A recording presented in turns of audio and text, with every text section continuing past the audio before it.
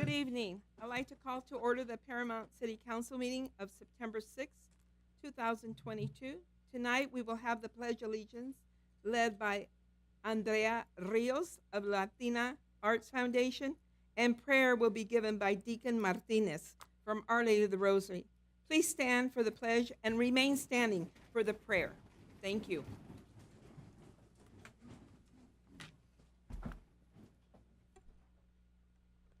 Good evening, Mayor and City Council members. My name is Andrea Rios. Please stand for the Pledge of Allegiance. Place your right hand over your heart. Ready, begin.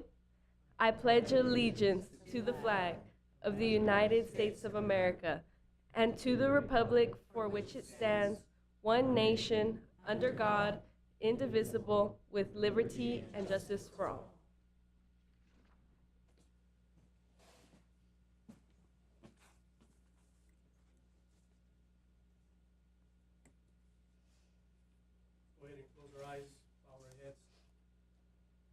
And let's place ourselves in the presence of God. Good and gracious God, we thank you for this wonderful day. We thank you for the countless blessings that you bestow upon us. And at the same time, Lord, we ask you for forgiveness for every one of those blessings that we just tend to overlook, that sometimes we feel that they're small and insignificant. Touch our hearts and give us the grace to see these tiny blessings as something huge and impactful in our lives. We thank you for this meeting today. You have gathered us here today. And Lord, through Scripture, you teach us that we must submit ourselves to civil authorities because this authority comes from you and only you. And it is your will that we do so. And at the same time, Scripture tells us that the rulers of the land must not instill fear into those that are good and just. And this is why, Heavenly Father, we ask you to bless the agenda, to bless the topics that will be discussed, the decisions to be made, the arguments to be had, everything that goes on in this room, that it be according to your will. Because if everything is worked towards your will, we can be assured that the city will continue to prosper. We ask that you remind everybody here, all the elected officials, staff members, everybody that makes up this great city, that vocation of service that you have placed in our hearts, that we continue to strive towards that perfection, so that when we serve our fellow brothers and sisters in this great city, we are reminded of your love and the service and the mission that you have given us. And Heavenly Father, we ask this in the name of your Son, Jesus. Amen. Amen. Thank you. Thank you, Deacon Martinez. Heidi, may I have roll call council members, please? Councilmember Delgadillo. Present. Councilmember Lemons. Here. Councilmember Olmos. Here. Vice Mayor Aguayo. Here. Mayor Quer Stallings. Here. We'll begin tonight's meeting with some special presentations. Will my colleagues please join me at the podium?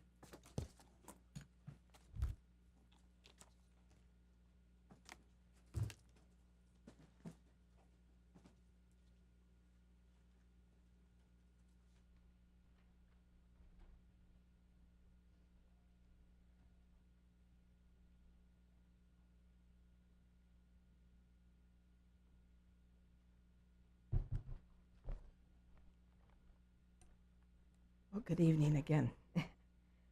Now I'm very happy to present this month's Mayor's Award of Excellence. Would Kimberly Tapia please join us?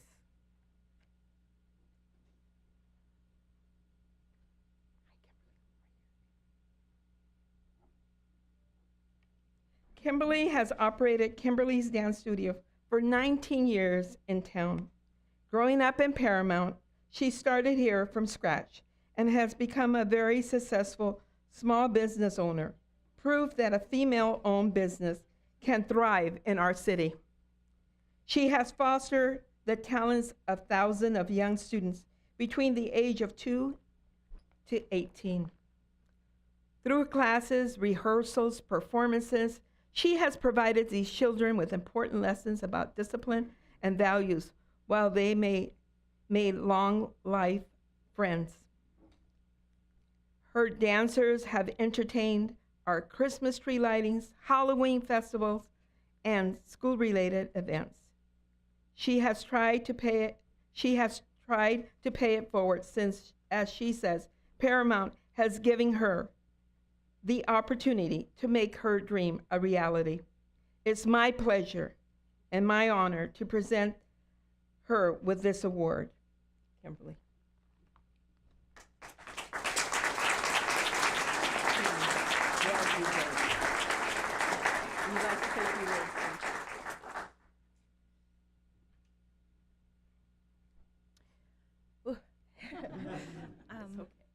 I just want to thank everyone, the city council. It's been a journey, and I feel very blessed to have a great support system. And we're proud to be part of Paramount, and we're here forever, so as long as I live. But thank you all for this award. Thank you. You're very welcome. Kimberly, can you come back, Mija? We're going to take a picture with you. We'll take one right here.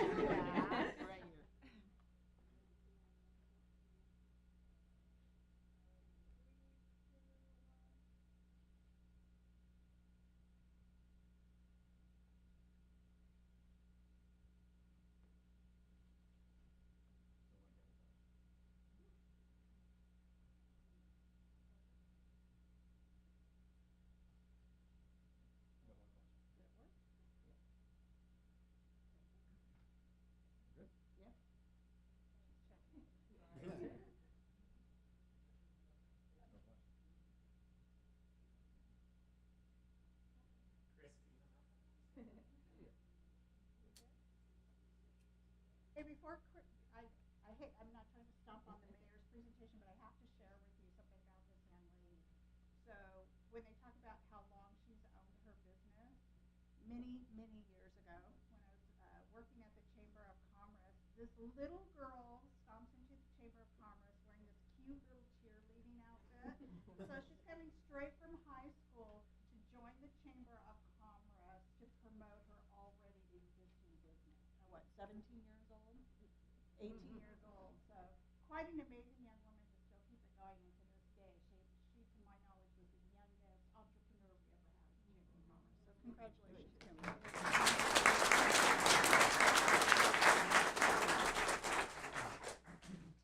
Kimberly, here's the box. You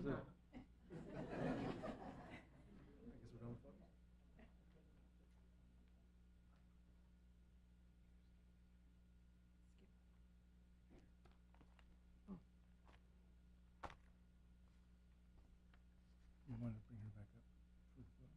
Oh, okay. Sorry. I'd like to bring Andrea Rios back up, please.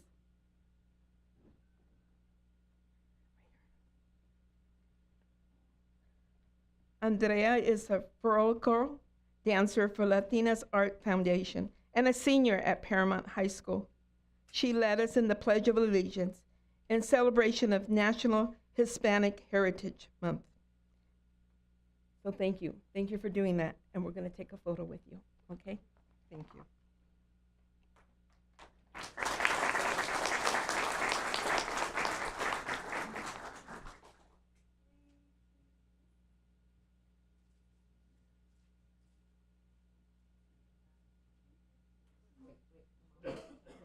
Thank you.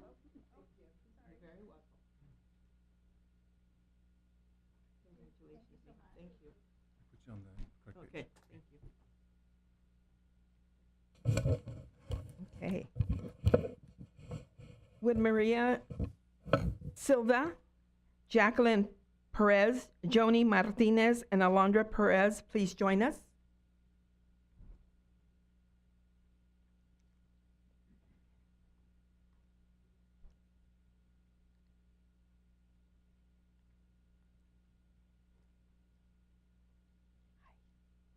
As I mentioned, National Hispanic Heritage Month is upon us, which runs from September 15th to October 15th.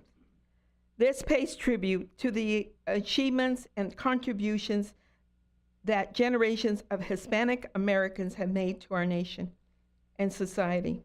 This year's theme is Unidos, inclusivity for a stronger nation. We celebrate this month in Paramount to honor culture legacy shared by many of our residents. Joining us to accept this city proclamation are Maria, the advisor of the Paramount High School Razas Unidas, and student members Jacqueline, Joni, and Alondra. Would you like to say a few words, please? Thank you, and we are honored to be here and for the city of Paramount to honor our culture. And thank you.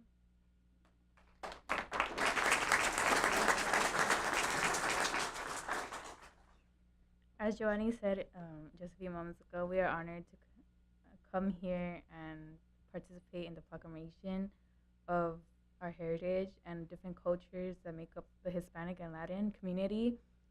And we're just very happy to be here.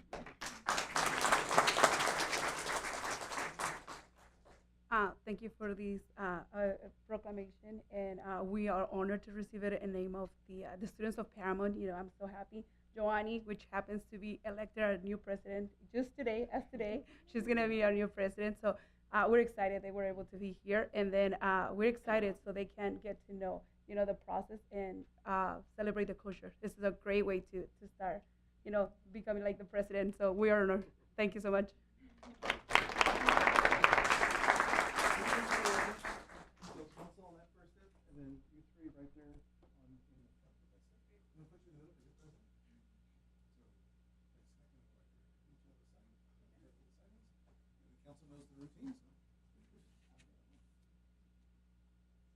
Three, two, one.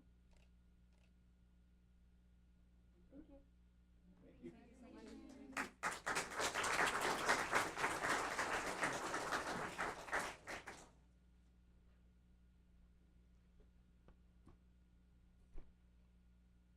We'll continue. Would Dr. Linda Timmons please come up?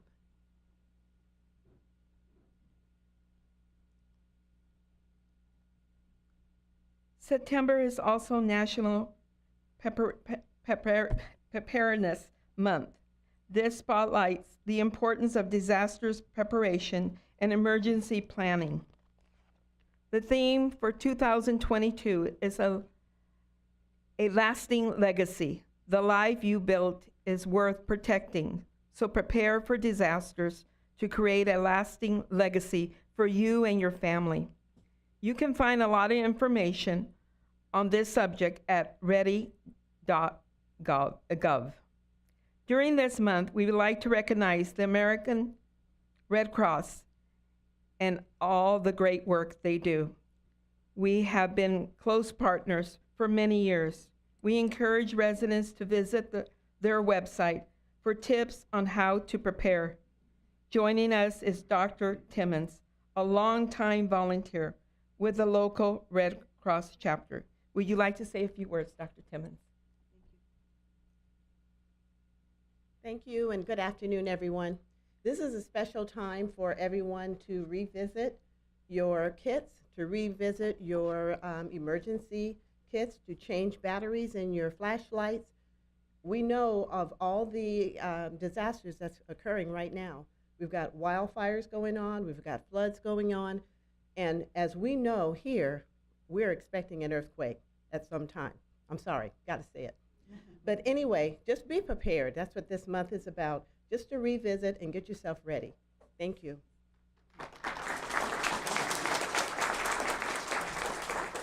We'll take a picture with you.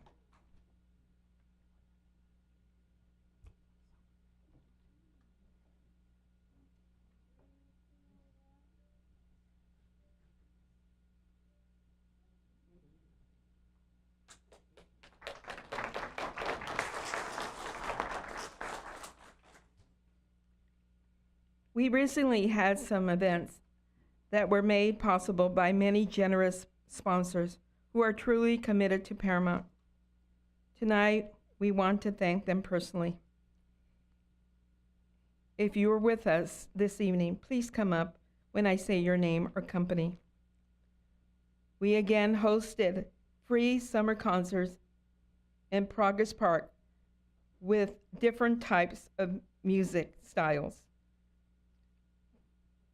For their financial support, we thank Los Angeles County Supervisor Janice Hahn, represented by Lauren Yokomiso.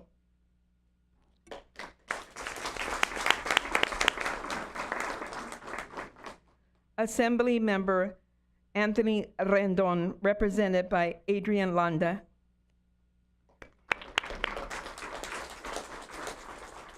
Well Energy, represented by Senior Director of Government Relations and Public Affairs, Lenore Alpern.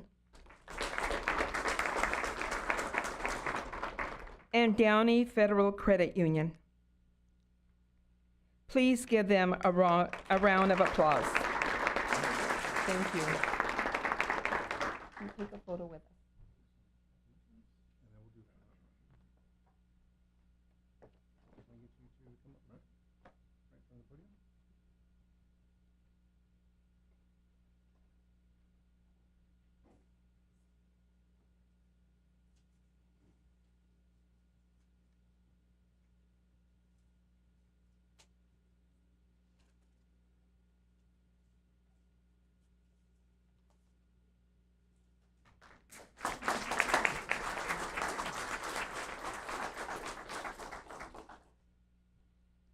In conjunction with Los Cerritos YMCA, we also held our second back to school event.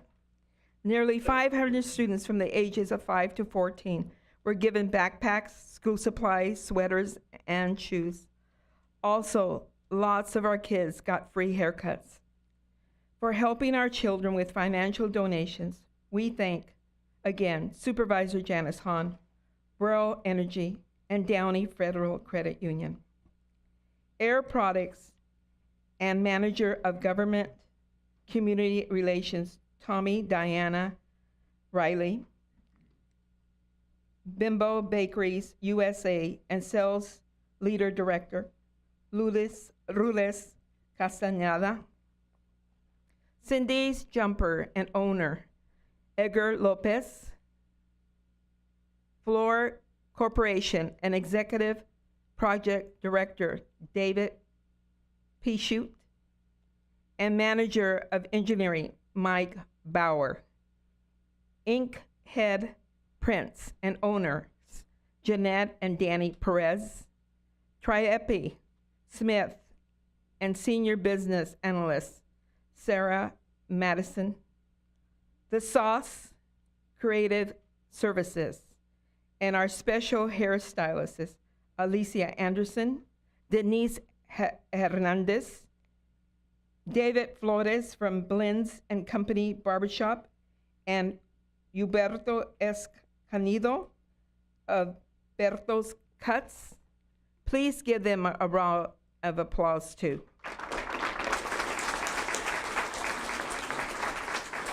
Can you please come up for a photo? If you're present, please.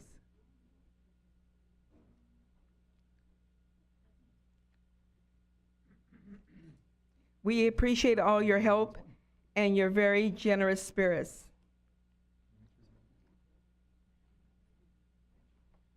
Okay, so if I could get the council up on the top step, and then everybody else on that front row, we'll see how that looks.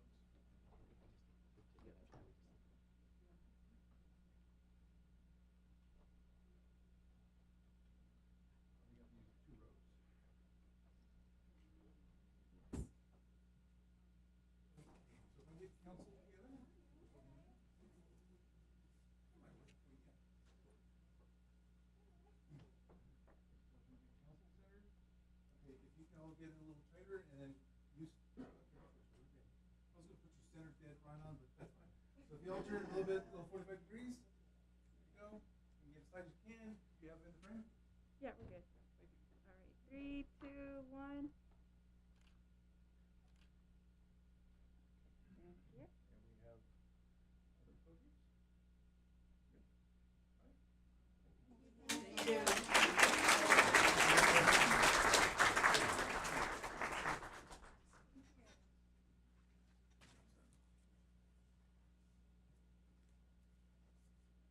That's it for our presentations tonight. We thank you all for being here and making Paramount great. we'll move back to the diocese.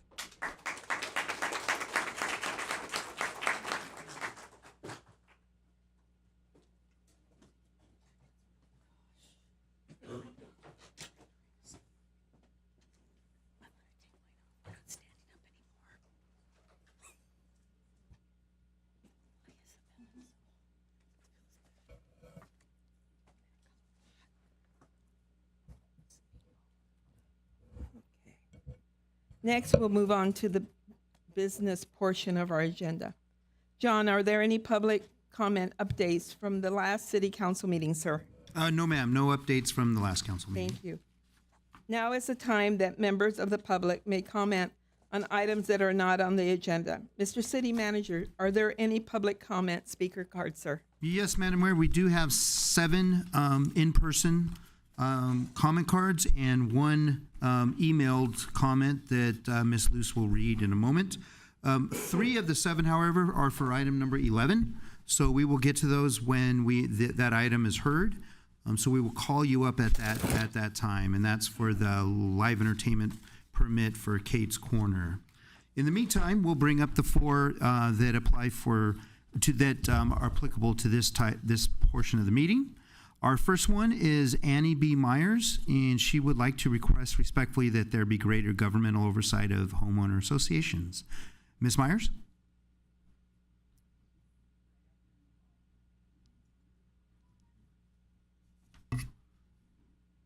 We can move to the next speaker, Madam Mayor. Yes, please. Ms. Dina Turner, she would like to submit safety hazard photos and any condo help. Ms. Turner?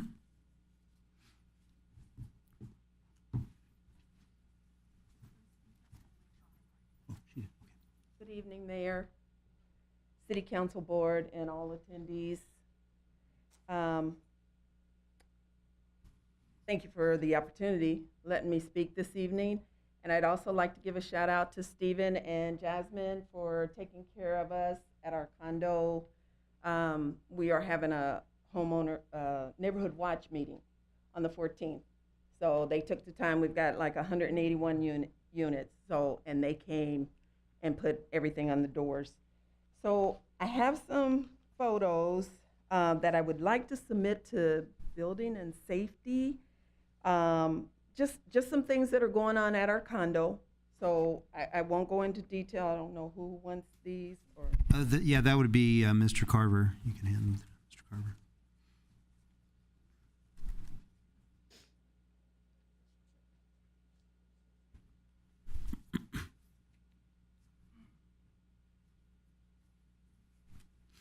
So that's the main concern is our building and safety of our complex over on Downey and Somerset.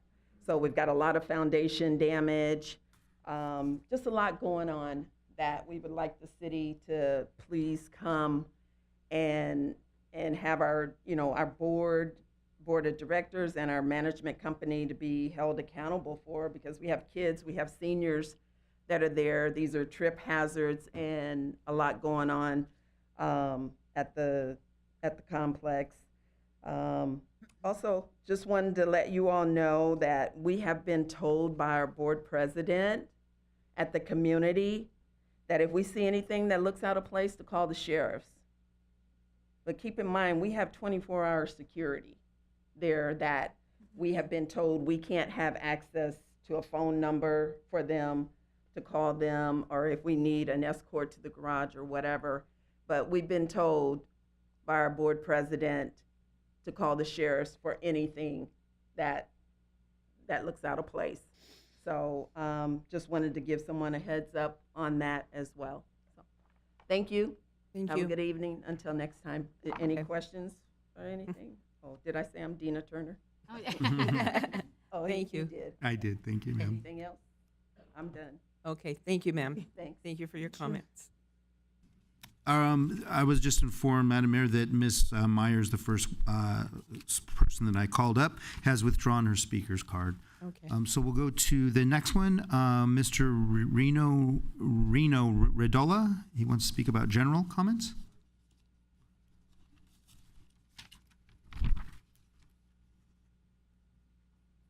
Good evening, ladies and gentlemen.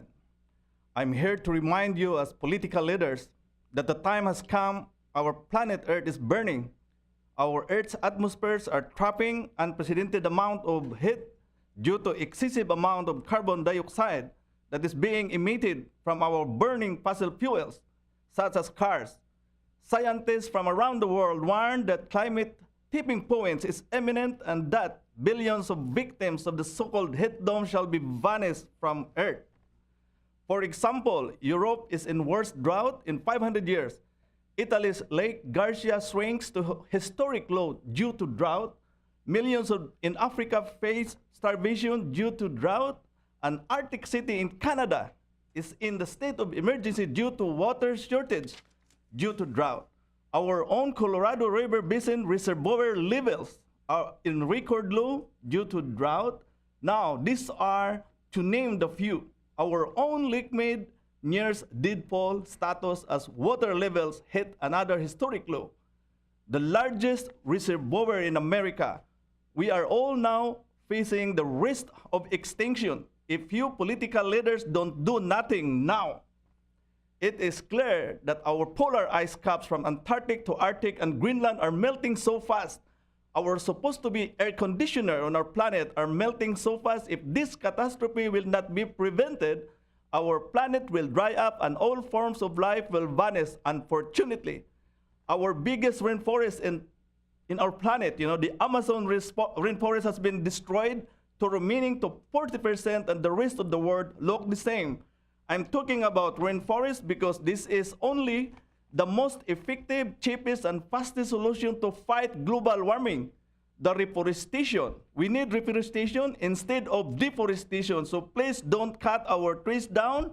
Tree absorbs carbon dioxide instead of going up to our atmosphere and heat up. Tree gives us oxygen to breathe, give us carbohydrates for food, and give us water through water cycle, evaporation, condensation, and precipitation or rain. So please start reforestation now. Plant trees, stop cutting down our trees. I thank you and have a good evening. Thank you, sir.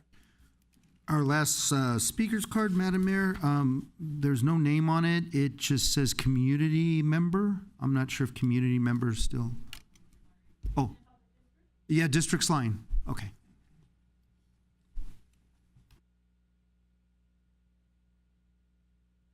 Hi, good evening, everyone. Good evening, ladies. Mr. Moreno, I'm here, sir, to do a public records request of the conversations you've had about drawing district lines in the city of Paramount.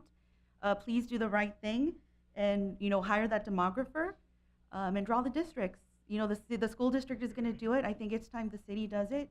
There's a possibility that 7 out of the 10 seats in our community could be filled by people who live on 2 streets. So as someone who's lived here her whole life, it's an honor to serve the community. So I'm going to do the right thing. I expect you ladies to do the right thing. Thank you.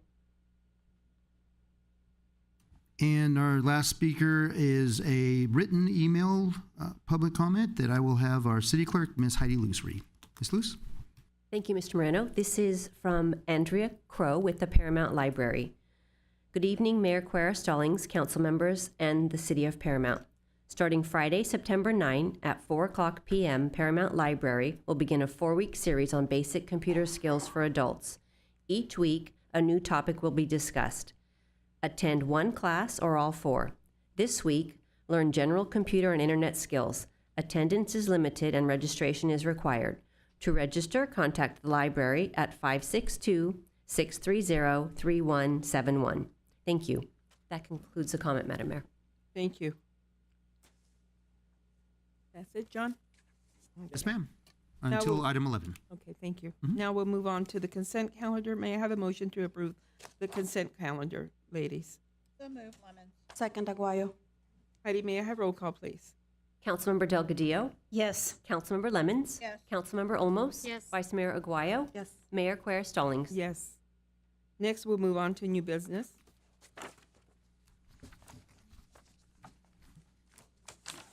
May we have the report on ordinance 1163 establishing Destin City bonus regulations for affordable housing projects. Yes, Madam Mayor. This is a zoning ordinance amendment that would establish density bonus regulations for future affordable housing projects. This is a state mandated regulation that has an approaching deadline attached to it that we must meet.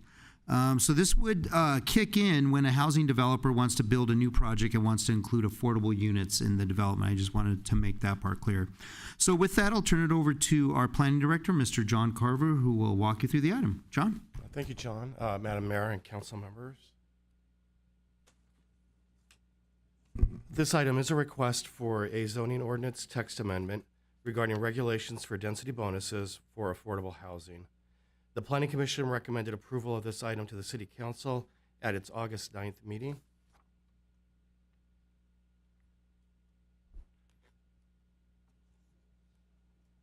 The city has supported affordable housing construction and preservation for many years. Affordable housing allows for a vibrant community with a variety of income levels. Previously, low to moderate income housing funds were used by the redevelopment agency to assist in the construction of affordable housing. When redevelopment agencies were dissolved by the state in 2012, we lost a source of funds for affordable housing. A density bonus ordinance can assist in the production of affordable housing. These are some RDA-assisted affordable housing projects. In the top photo on the left, we have the Olson Company project. That's on Orange Avenue between Somerset and Alondra. And there are several affordable homes in that development that were aided by the redevelopment agency. On the top right, we have the apartment complex at Vermont and Alondra. Again, there were several affordable units in that complex. Bottom left, we have the Clearwater Court, which is at Downey and Adams. And then on the bottom right, we have Kaufman and Broad off Somerset. All those were assisted with low to moderate income funds from the redevelopment agency prior to its dissolution.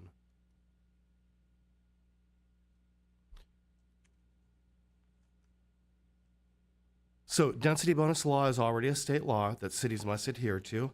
A density bonus allows a developer to construct more housing units than allowed by city codes. Those additional units must be affordable. Proposition FF in 1988 limited housing density to 22 units per acre in the city. However, the state's density bonus law takes precedence over Proposition FF. This determination was made by the city attorney's office.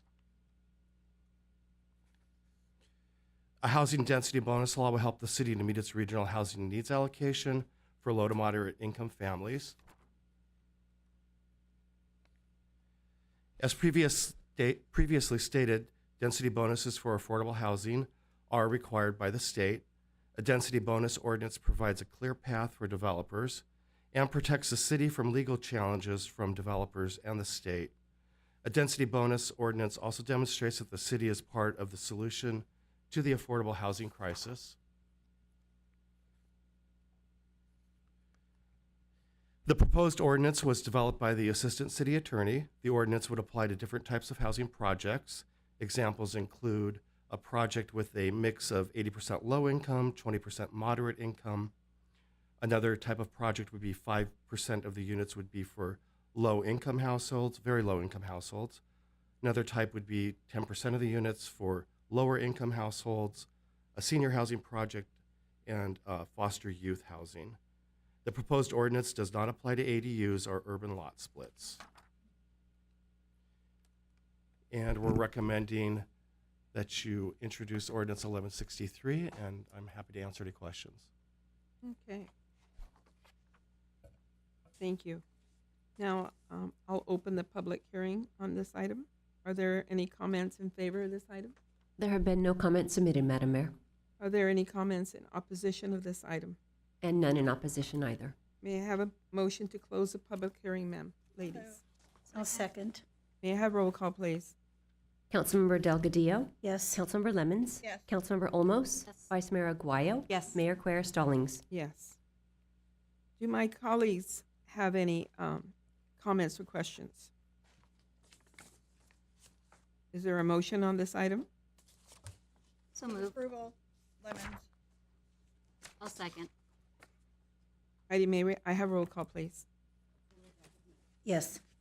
Councilmember Lemons? Yes. Councilmember Olmos? Yes. Vice Mayor Aguayo? Yes. Mayor Quer Stallings? Yes.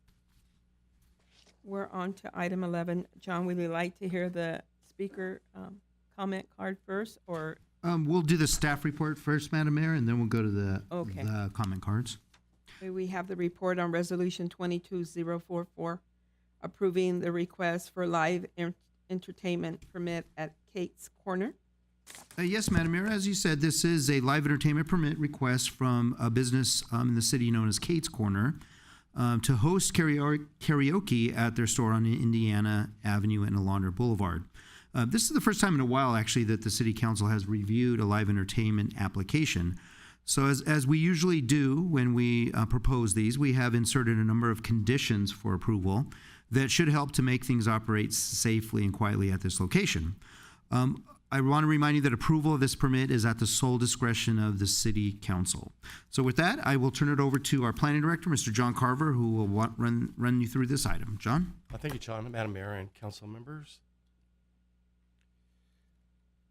Okay, so this item is a request for a City Council live entertainment permit for karaoke at Kate's Corner at 8400 Alondra Boulevard.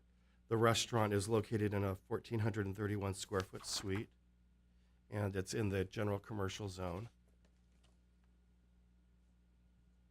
The request is to allow self-service and hosted karaoke. Karaoke is proposed on Saturdays from 4 p.m. to 9 p.m. and on Mondays from 2 p.m. to 9 p.m.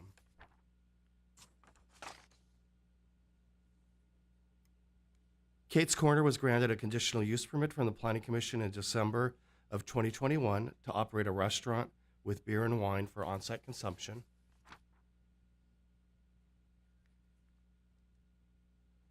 And here's a list of businesses that have a live entertainment permit for karaoke. You can see that we have 3 existing ones and then Kate's Corner down at the bottom, which is proposed this evening. This is an aerial of the commercial center where the restaurant is located at the southeast corner of Alondra and Indiana, and the restaurant is highlighted in yellow. And here's a floor plan of the restaurant. In the floor plan, the larger floor plan on the left, the entrance is down at the lower right, and the karaoke is proposed toward the back of the restaurant, outlined in red. There were no objections from the Public Safety Department or the Sheriff's Department for this permit. The restaurant has operated without any incidents, and security cameras have been installed. And we're recommending approval of resolution number 22044. I'm happy to answer any questions. Thank you, John. Do my colleagues have any comments or questions? I do, Mayor. Can Yes. we go back to the timing when everybody was open? I just want to take a look at something really quick. So we have Boulevard Cocktails at 7 p.m. to 2 a.m., and then Kate's Corner is from 2 to 4 on Saturdays. Okay. I just wanted to make sure, I think, because the parking lot is so small there, I just wanted to make sure, so there's no overlap Right. from what I'm seeing, right? And then Mondays. That's correct. Okay. I have a question. So there's only those 2 days that they're asking That's right. for a permit? And these are the businesses that are located close by that do have a permit? Citywide. Citywide? Yeah. Oh, citywide. Yeah. Oh, I didn't know that. Okay. I learned something new. Okay, thank you. Any of my other colleagues have comments or questions? Just there a a motion? recommendation, Madam Mayor, that I think you'd be the first one to sing some karaoke when they open up. And I second that. Okay. Okay, is there a motion for this item? please? Actually, Madam Mayor, if we could, the speaker cards. Oh, speaker card, I'm sorry. No problem. Our first speaker is Mr. Michael Webb. Mr. Webb?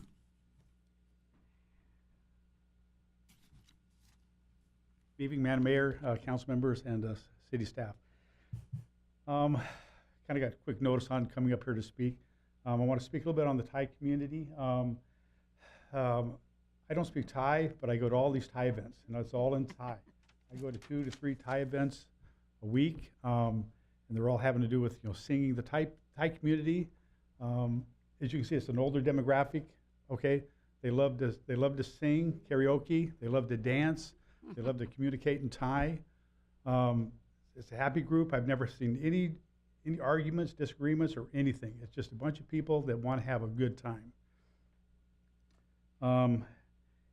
like I said, 2 to 3 of these a week. They can be anywhere from 20 people in a house to, like last Saturday, 300 people at the Rosemead Civic Center.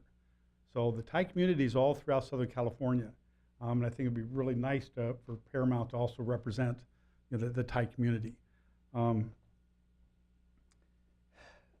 One final thing, I'd like to say that if you approve this and you're driving by and having an event, please stop by. Okay, it's all in Thai. Okay, and if you can sing Thai, you're more than welcome to do some karaoke. But I highly encourage you to stop in, see the Thai culture, see the Thai people, okay, and just see what's going on. I think it'd be a real credit to the city, a real cultural credit. So, thank you very much for your consideration. Thank you. Thank you. Our next speaker, I'm going to try this name, Laksami Nimkovar. Laksami? Did I get that right? Close?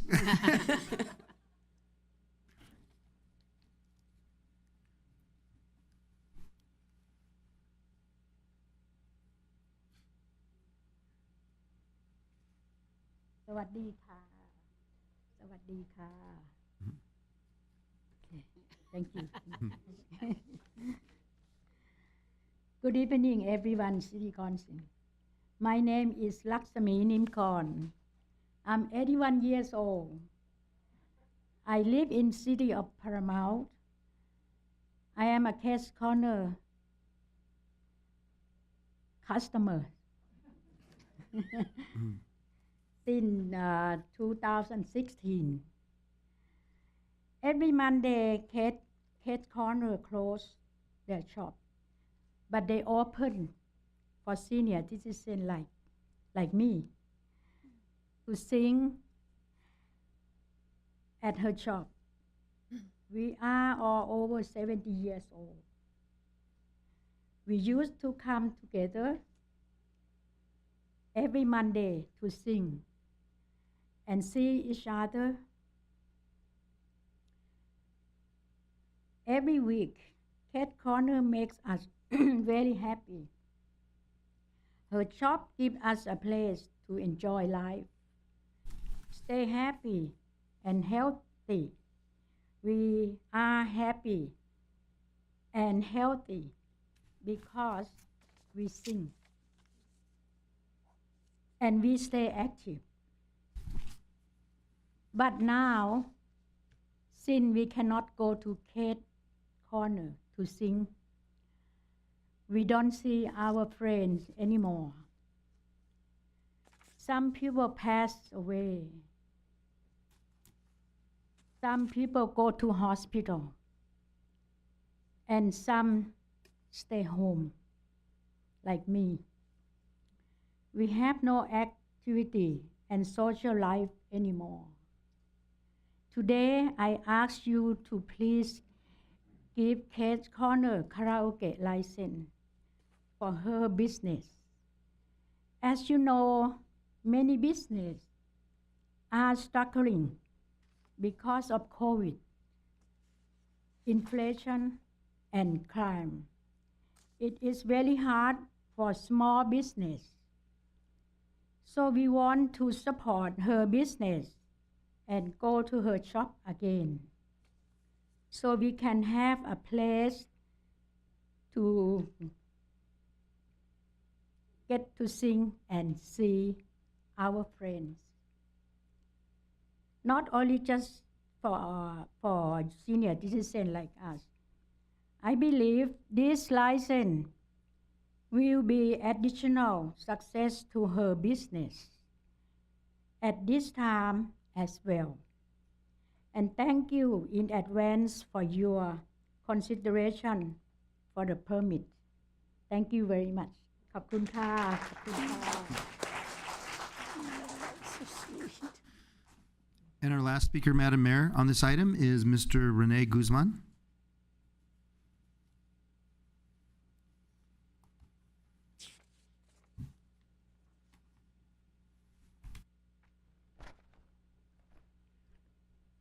Hello, ladies and gentlemen. Ladies, in this case, congratulations. I've never met some of you.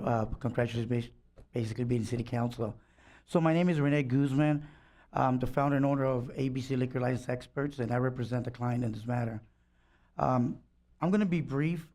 Normally, people that know me, I talk a lot, but in this case, it's very simple. It's more than karaoke for this place. You have heard from the ladies that it's the way that they live. They look forward to this. It brings a lot of happiness to them. Brings a lot of happiness to the Thai community and the surrounding areas. And what's unique about this case is that if you notice, it's very limited hours. It's very limited days.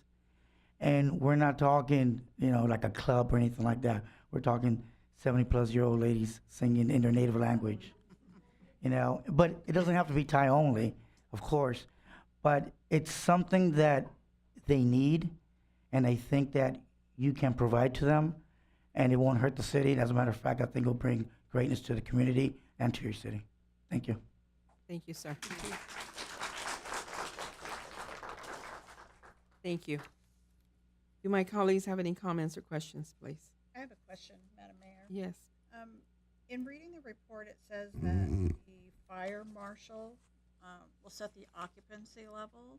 Does that not happen until the permit is decided upon and then they do an inspection, or is that determined already? No, it's determined already for the restaurant that they got the conditional use permit for back in December. So what is that? What is the occupancy? I do not have that number. So is it based upon what the restaurant occupancy was initially? It's based on the square footage of the restaurant, the occupancy Is level. that based upon the original occupancy of the restaurant? It's based on the occupancy of the restaurant, yes.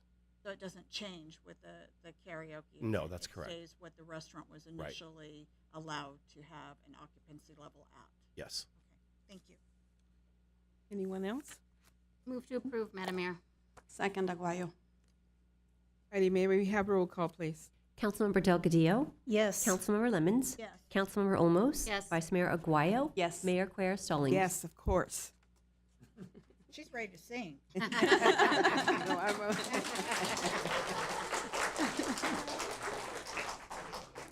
Okay. I want to hear you sing in Thai. No, no, thank you. No. I just want to sit down and listen. The coat. Thank you. May we have the report on the agreement for temporary emergency landscape maintenance services, Mr. City Manager? Yes, Madam Mayor. Last month, we mentioned to you that our landscape maintenance contractor who provides landscape maintenance on our street medians and setbacks ceased providing service to our city. As a result of this, the council declared an emergency, and we're now asking for your approval on a service agreement for temporary landscape services. This temporary agreement would help us bridge the gap between now and the time that we're ready to sign a new permanent agreement. So with that, I'll turn it over to our Public Works Director, Ms. Adriana Figueroa, who will handle the item. Adriana? Thank you, John. Madam Mayor and members of the council, at the August 16th meeting, the City Council adopted resolution number 22042, identifying the termination of the contract by Brightview, our landscape maintenance contractor, as an emergency, as defined in Public Contract Code Section 1102, and authorize the city manager to procure emergency landscape maintenance services on a temporary basis until the request for proposals, or RFP, process is complete. We requested a proposal from Greenfield Landscaping and Maintenance for landscape maintenance services, again on a temporary basis. The cost for that service is $58,250 per month. Greenfield will perform these services on a month-to-month until the results of the RFP process is complete and a new contract is secure. So with that, it is recommended that the City Council approve a service agreement with Greenfield Landscaping and Maintenance in the amount of $58,250 per month for temporary emergency landscape maintenance services, and authorize the mayor or her designee to execute the agreement. That concludes my presentation, but I'll be happy to answer any questions you may have. Thank you, Adriana. Do my colleagues have any comments or questions? John, I have a question. This is month to month. Do you know when you're going to sign the permanent contract, sir? Adriana? Yes, thank you. Madam Mayor, we are in the process of putting the RFP together. I can anticipate going out to bid and coming back for award potentially in November. Mm-hmm. So by the end of the calendar year, we should have a new contractor. I just want to make a comment. I've seen our landscape look beautiful, and I've seen the workers out there, and they do a beautiful and great job, sir. I just want to pay a comment. Yeah, I can say that we're pretty happy so far of this service that they Yes. provided, temporarily taking over for a former Yes. landscape contractor. Yep. Yes, Adriana. Very. Okay. Is there a motion for this item, please? So move, Lemons. Second, Delgadillo. Heidi, may I have roll call, please? Councilmember Delgadillo? Yes. Councilmember Lemons? Yes. Councilmember Olmos? Yes. Vice Mayor Aguayo? Yes. Mayor Quer Stallings? Yes. May we have a report on ordinance 1165 regarding the city council meetings, please? Yes, Madam Mayor. At least once or twice per year, and sometimes even more, you're very familiar that we need to move the date of our council meetings. We like to propose a permanent shift in the days of our city council meetings so that we don't have to do this throughout the year. With that, I'll turn it over to our city clerk, Ms. Heidi Luce, who will walk you through the item. Heidi? Thank you, John. Good evening, Madam Mayor, members of the City Council. Before you this evening is consideration of an ordinance to update the city's municipal code pertaining to when the City Council meetings are held. We'll first look at the current meeting days and times. According to the municipal code, the City Council is scheduled to meet on the first Tuesday of each month at 6 p.m. Although not shown in the municipal code, the City Council also meets on the third Tuesday of each month at 5 p.m. The purpose for the second meeting was initially to conduct a study session on matters of interest versus discussing and taking action on business-related items. As the issues facing cities have become increasingly more diverse and complicated, the second meeting has evolved and become more business-focused. So why are we considering a change? As John mentioned, it is frequently necessary to reschedule the first monthly City Council meeting due to conflicts with holidays and other events. Some examples include the New Year holiday, 4th of July, and Labor Day holidays, the city's election day this year, and the Santa train. Continually moving the meeting date is disruptive and inconvenient for the public, City Council, and staff. So what does the proposed ordinance change?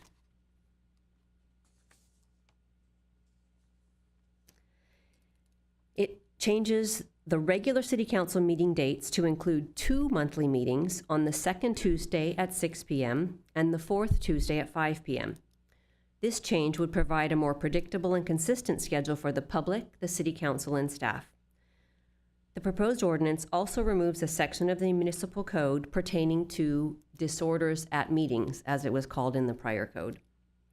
This section contains outdated language and is no longer necessary because the City Council adopted a comprehensive policy establishing rules of decorum and procedures for the conduct of city meetings, which includes a section on how disorderly conduct is addressed. If the ordinance is introduced tonight, it will be brought back for adoption at the September 20th City Council meeting, and it would be effective in November. So our first meeting under the new schedule would be November 8th instead of the originally scheduled November 1st, and the second meeting would be November 22nd. With that, it is recommended that the City Council read by title only, waive further reading, and introduce ordinance number 1165 and place it on the September 20th agenda for adoption. That concludes my presentation, and I'm happy to answer any questions. Thank you, Heidi. Do my colleagues have any comments or questions? May I have a motion, please, for this item? So moved. Second, Lemons. Heidi, may I have roll call, please? Councilmember Delgadillo? Yes. Councilmember Lemons? Yes. Councilmember Olmos? Yes. Vice Mayor Aguayo? Yes. Mayor Quer Stallings? Yes. Now may we have the report on the agreement with the Family Promise of the South Bay? That's Mr. City Manager. Absolutely, Madam Mayor. We currently have an agreement with a nonprofit group that provides homeless outreach services in Paramount. This service has been very effective, and the staff at this nonprofit group works very well with our city staff. We would like tonight for you to approve an extension of this agreement using our allotment of Community Development Block Grant COVID funds. So with that, to walk you through this item is Steve Comparolios, our Management Analyst in Public Safety. Great, thank you, John. Good evening, Madam Mayor, members of the City Council. Before you this evening is an agreement with Family Promise of the South Bay for fiscal year 2022-2023 to service our Paramount families struggling with homelessness. Family Promise of the South Bay is an organization that uses a community-based approach to solving homelessness, engaging the local community and faith-based organizations to effectively remedy family homelessness. Families in their program receive a full complement of resources, support, and training as they work towards their own stability and self-reliance. On your screen to the left is the mission and vision of Family Promise. To the right is a variety of services available to participants. Wrigley Coffee is noted in the services as this is a coffee shop run by Family Promise. A Paramount participant we refer to Family Promise is currently employed at Wrigley Coffee located in Long Beach as their family receives services. In March of 2021, the city entered into an agreement with Family Promise of the South Bay to service the needs of Paramount families experiencing homelessness. The agreement was for the time frame of March 2021 through June 30th, 2022, in the amount not to exceed $155,925. This agreement was funded utilizing Community Development Block Grants coronavirus funds. Between March 2021 and June 30th, 2022, city personnel and Paramount Unified School District counselors referred families to Family Promise of the South Bay. Family Promise of the South Bay staff assessed 42 families, serviced 27, and permanently housed 10. Based on the program's tremendous success, we recommend entering into a service agreement with Family Promise of the South Bay to continue to service Paramount families in need.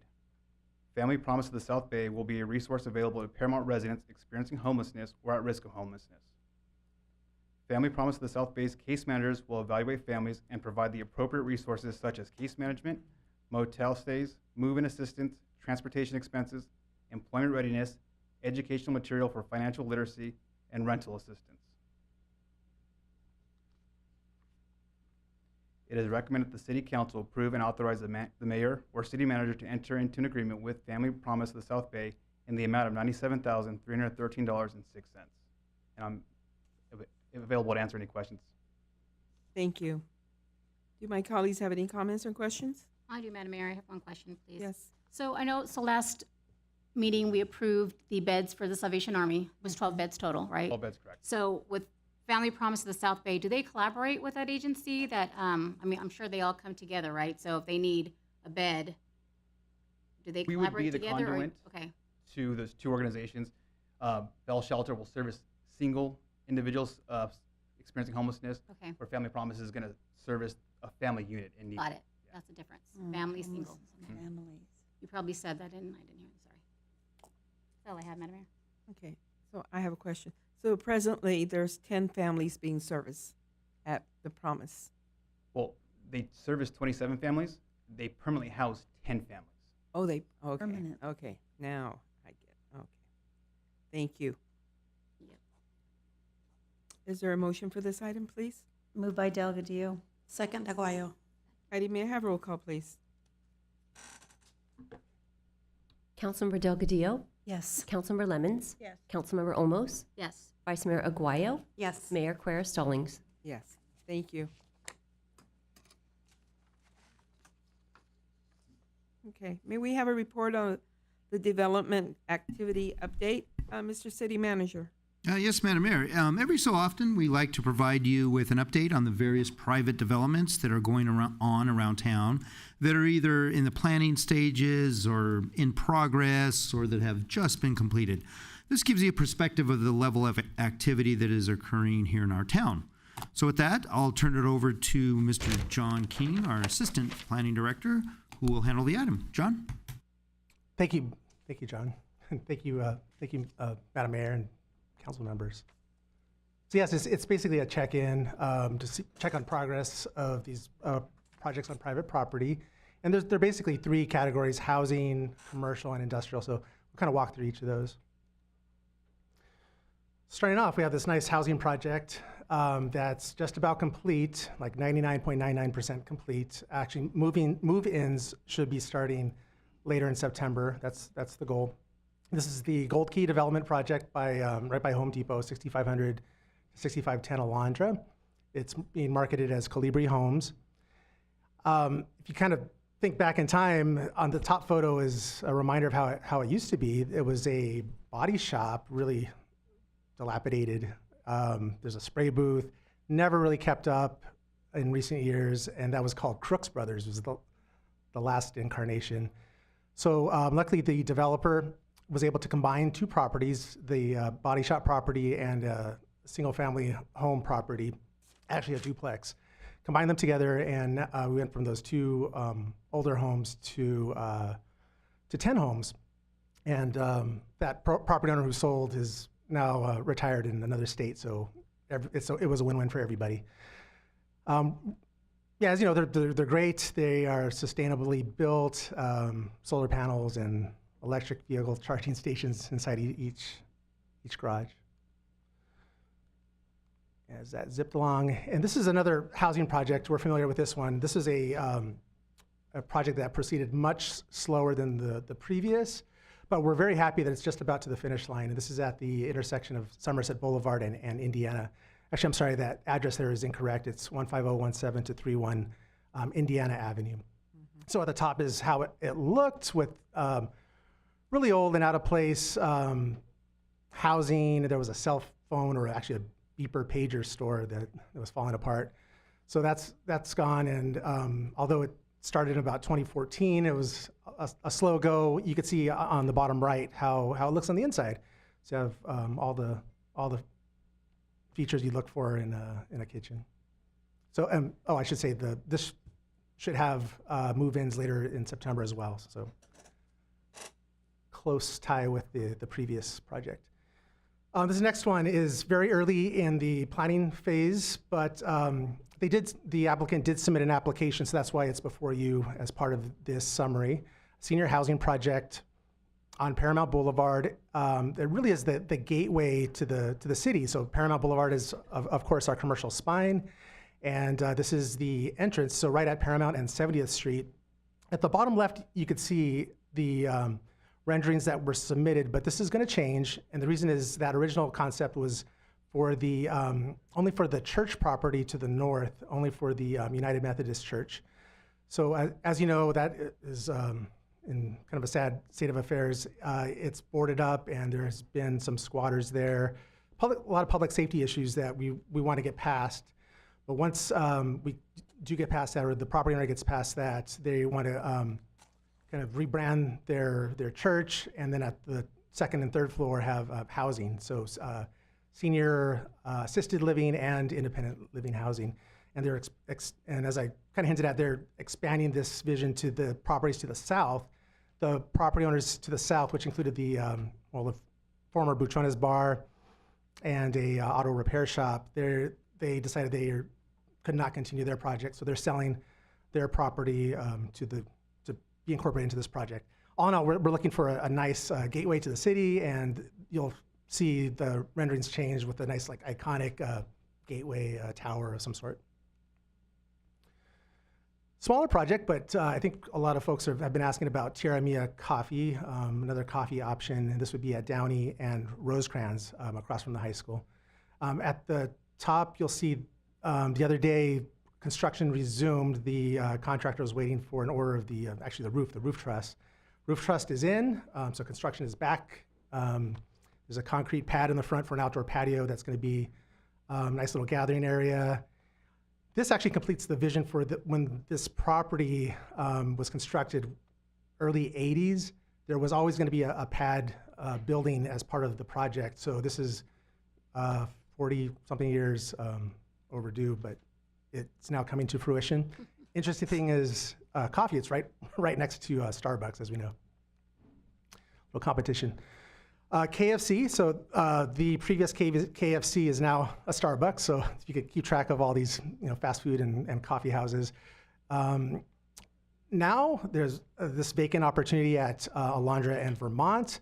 The Development Review Board and the Planning Commission reviewed and approved the concept and plans for KFC, and the construction plans are now in plan check. Actually, the shell has been approved by the plan checker, and we're waiting on the interior portion of it to all be put together and permits pulled and construction started. think we're all excited about the new life to the Iceland property.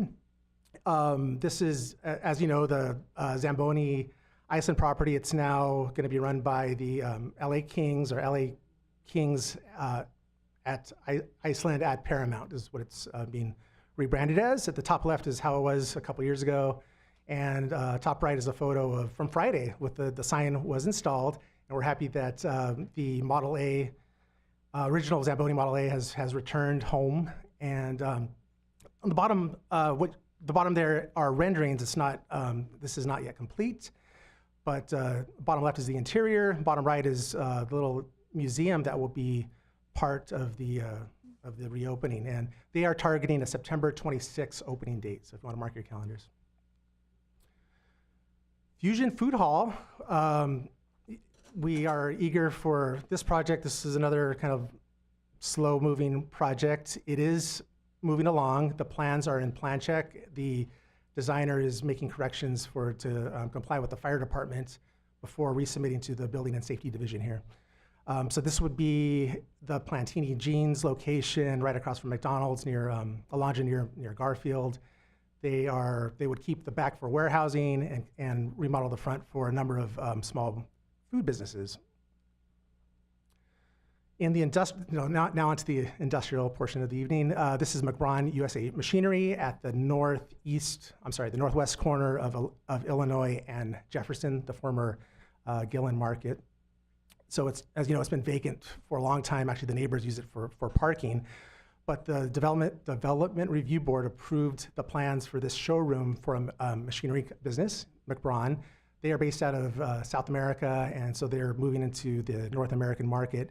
There would be no manufacturing, just a showroom. So nice contemporary design. You got the lots of windows in the front and vines on the side to touch it up, sustainability. Did I miss one? Altair, I know the City Council went through a lot of work on the environmental impact report and your approvals. One of the conditions of approval and the mitigations was for a sound wall along the north of the World Energy property. So plans are approved. The contractor has begun work, but it's kind of been halted for a week or two. So on the bottom right, that's how the sound wall will look. And this is to give sound relief to the tenants or the residents of the Cinderella Mobile Home Park and the residents on Castana Avenue north of the refinery. Herzog Electric. So Herzog Electric is a very busy and growing electric business in the core of Paramount. They're actually on the north side of Alondra, but because they're expanding, they were looking for an opportunity, and they took over this project that was kind of slow going on Illinois south of Alondra. So this will be the expanded Herzog Electric. There was this house kind of out of place in the industrial area that has been demolished, and now the building is up and just the details are left. The top right is the awning that was just installed. You'll see the landscaping and whatnot. So we're keeping Herzog in town.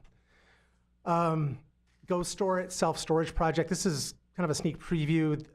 We're showing this evening because the applicant did submit an application, so it is official. The Planning Commission will be reviewing this in October, the October 11th Planning Commission meeting. So at the top is, this is on Minnesota, just south of Alondra. Some really, really disastrously dilapidated, that's another word here, blighted, corrugated metal warehouses from the 1930s, I believe, will be replaced. So these are there are 4 buildings, and they've been connected without permits, so it's actually an unsafe situation. They will all be demolished next year if the Planning Commission and then the City Council. This will go to the City Council because a zone change is required. So you'll be reviewing this, we anticipate, in November. So it's a number of stories. It will provide a market need for more self-storage. You know, we're saving more of our belongings. So that's kind of a niche there. And we have worked with the developer to improve what was a boxy design to have more curves and arches and soften it up a little bit, and a mural at the top. What's not in this presentation is Carlton Forge Works. They are just about done with they are done with their parking lot, which has 6 6 electric vehicle charging stations, and they're just waiting on final contracts with the charging company to open it up for business. And that's it. I'm happy to answer any questions you might have. Thank you. Do my colleagues have any comments or questions? I have one question, Madam Mayor. Yes. The timeline on all of these projects, we don't really have, right, on most of them because they're in plan check, they're delayed, whatever. Do you have any kind of outside guess, like end of the year, 2 years? I mean, what do you see as the furthest out project? Yes. Well, we could do, if we want to name a project, it is. Just go back through them real quickly. And Yeah, we could do that. The challenge these days, as you're aware, is the supply chain. And when you talk to contractors and developers, they're waiting on that last piece. As you know, the city is facing that same thing. So this is move-ins in September. The utilities are hooked up. Move-ins in September, the same thing. They have the electrical and gas ready to go. And that was a big challenge. Senior housing, so we're waiting on revised plans and environmental reports. So potentially November, and I'll look to John Carver for this, perhaps November for Planning Commission? November, right, November, December for Planning Commission to review the project, then December or January for the City Council to review the project. And how long is construction on a project like that, generally? That's probably a good 12 months. So this one's almost 2 years out. I would say 2 years, yes. Tierra Mia Coffee, this is another that, number of reasons, it's what they've been telling us most recently is the supply chain for the roof truss. They're telling us toward the end of the year, and the end of 2022. KFC, the owner would like to move it along. He seems willing to move this project along, so no more than a year or perhaps next summer. And this is all just guesswork. September 26th for the Iceland grand opening. Fusion Food Hall, to be honest, the plans have been in plan check for a long time. We've been checking in with the developer and the designer, and it's the same, I don't know, they may be going in circles with the fire department. So I'm a little less optimistic on saying early next year, so most likely later in 2023. Braun Machinery, again, in plan check, there were some corrections that the designer is working on, so the resubmitting, same thing, probably sometime in 2023. World Energy, that's a 2-year project. Is that right, John? So, yeah, the wall should be complete in October or November. They had a 10-week construction for the wall itself, and that started 3 or 4 weeks ago. So. This Herzog, I'm thinking late October. The main thing left would be the landscaping. They'll build out the interior, so that's pretty quickly. I just reviewed a time frame for the self-storage. I believe that they're talking a 12-month construction, so approval early next year. So that takes us to early 2024. And Carlton Forge is right now. Thank you, I appreciate it. It's helpful because a lot of times people see these projects and they go, what happened? Did it fall out? You know, what's going on? And, you know, just wanted to bring to their attention, we see a lot of this stuff really early on in the process, but there is a process and it takes years sometimes.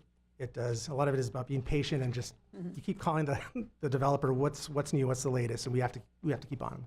Well, it sounds like 2024 is going to be a highly celebratory time.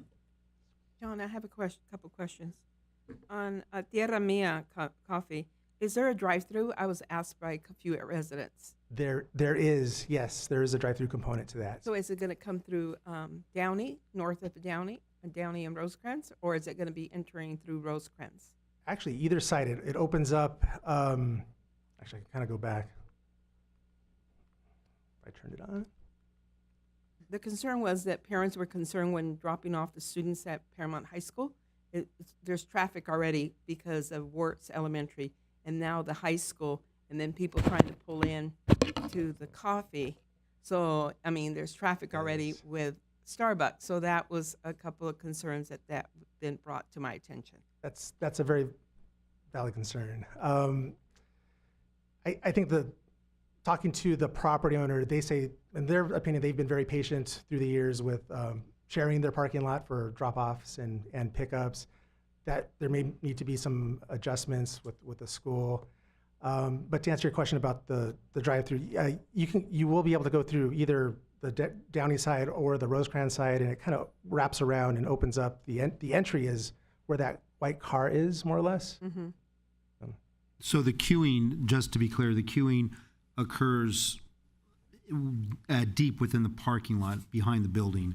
Where the rendering where you see the gentleman standing there, that's Downey Avenue. So what John pointed out where the white car is, Yes. that's where the queuing, the beginning of the car, or even further beyond that, is where the drive-through would start. So you would pull up into either Downey or Rosecrans side, drive into the parking lot, and then get in line for the drive-through. Okay, so it'll be closer to the Baskin Robbins. Correct, in that direction. So it'll be on the back side of the 76 gas station, sir. The backside, yes. Yes. And I Okay. remember when it was presented last meeting or something too, the question was asked about how many cars could stack, and you guys gave us a number. Do you recall what that was? Well, I don't remember off the top of my head. I know go to the KFC, that's 12. I don't think it was as many as 12. I want to say 9 or 10. Yeah, I think I said 8. I think it was 8. John, I do you think recall? last week we Yeah, said I- that. Yeah, we talked about it. Yeah, I think it was 8. It's about 9. Okay. 8.5. 8, 9, 8.5. 10, Counting 12. Depends on the size of the car. And a smart car. Yeah. And I think going back to the mayor's concern, we just don't want a TAM situation happening all over Yes, again. I that's think what I was saying.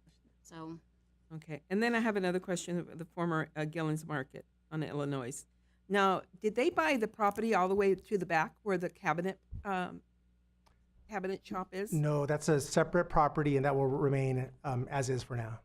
Okay, so that alley is where the property line stops. If there's an alley, there's an alley. Yes. I used to go to Gillen's Market when I was a little girl. Go and buy chorizo and There pan is the- dulce.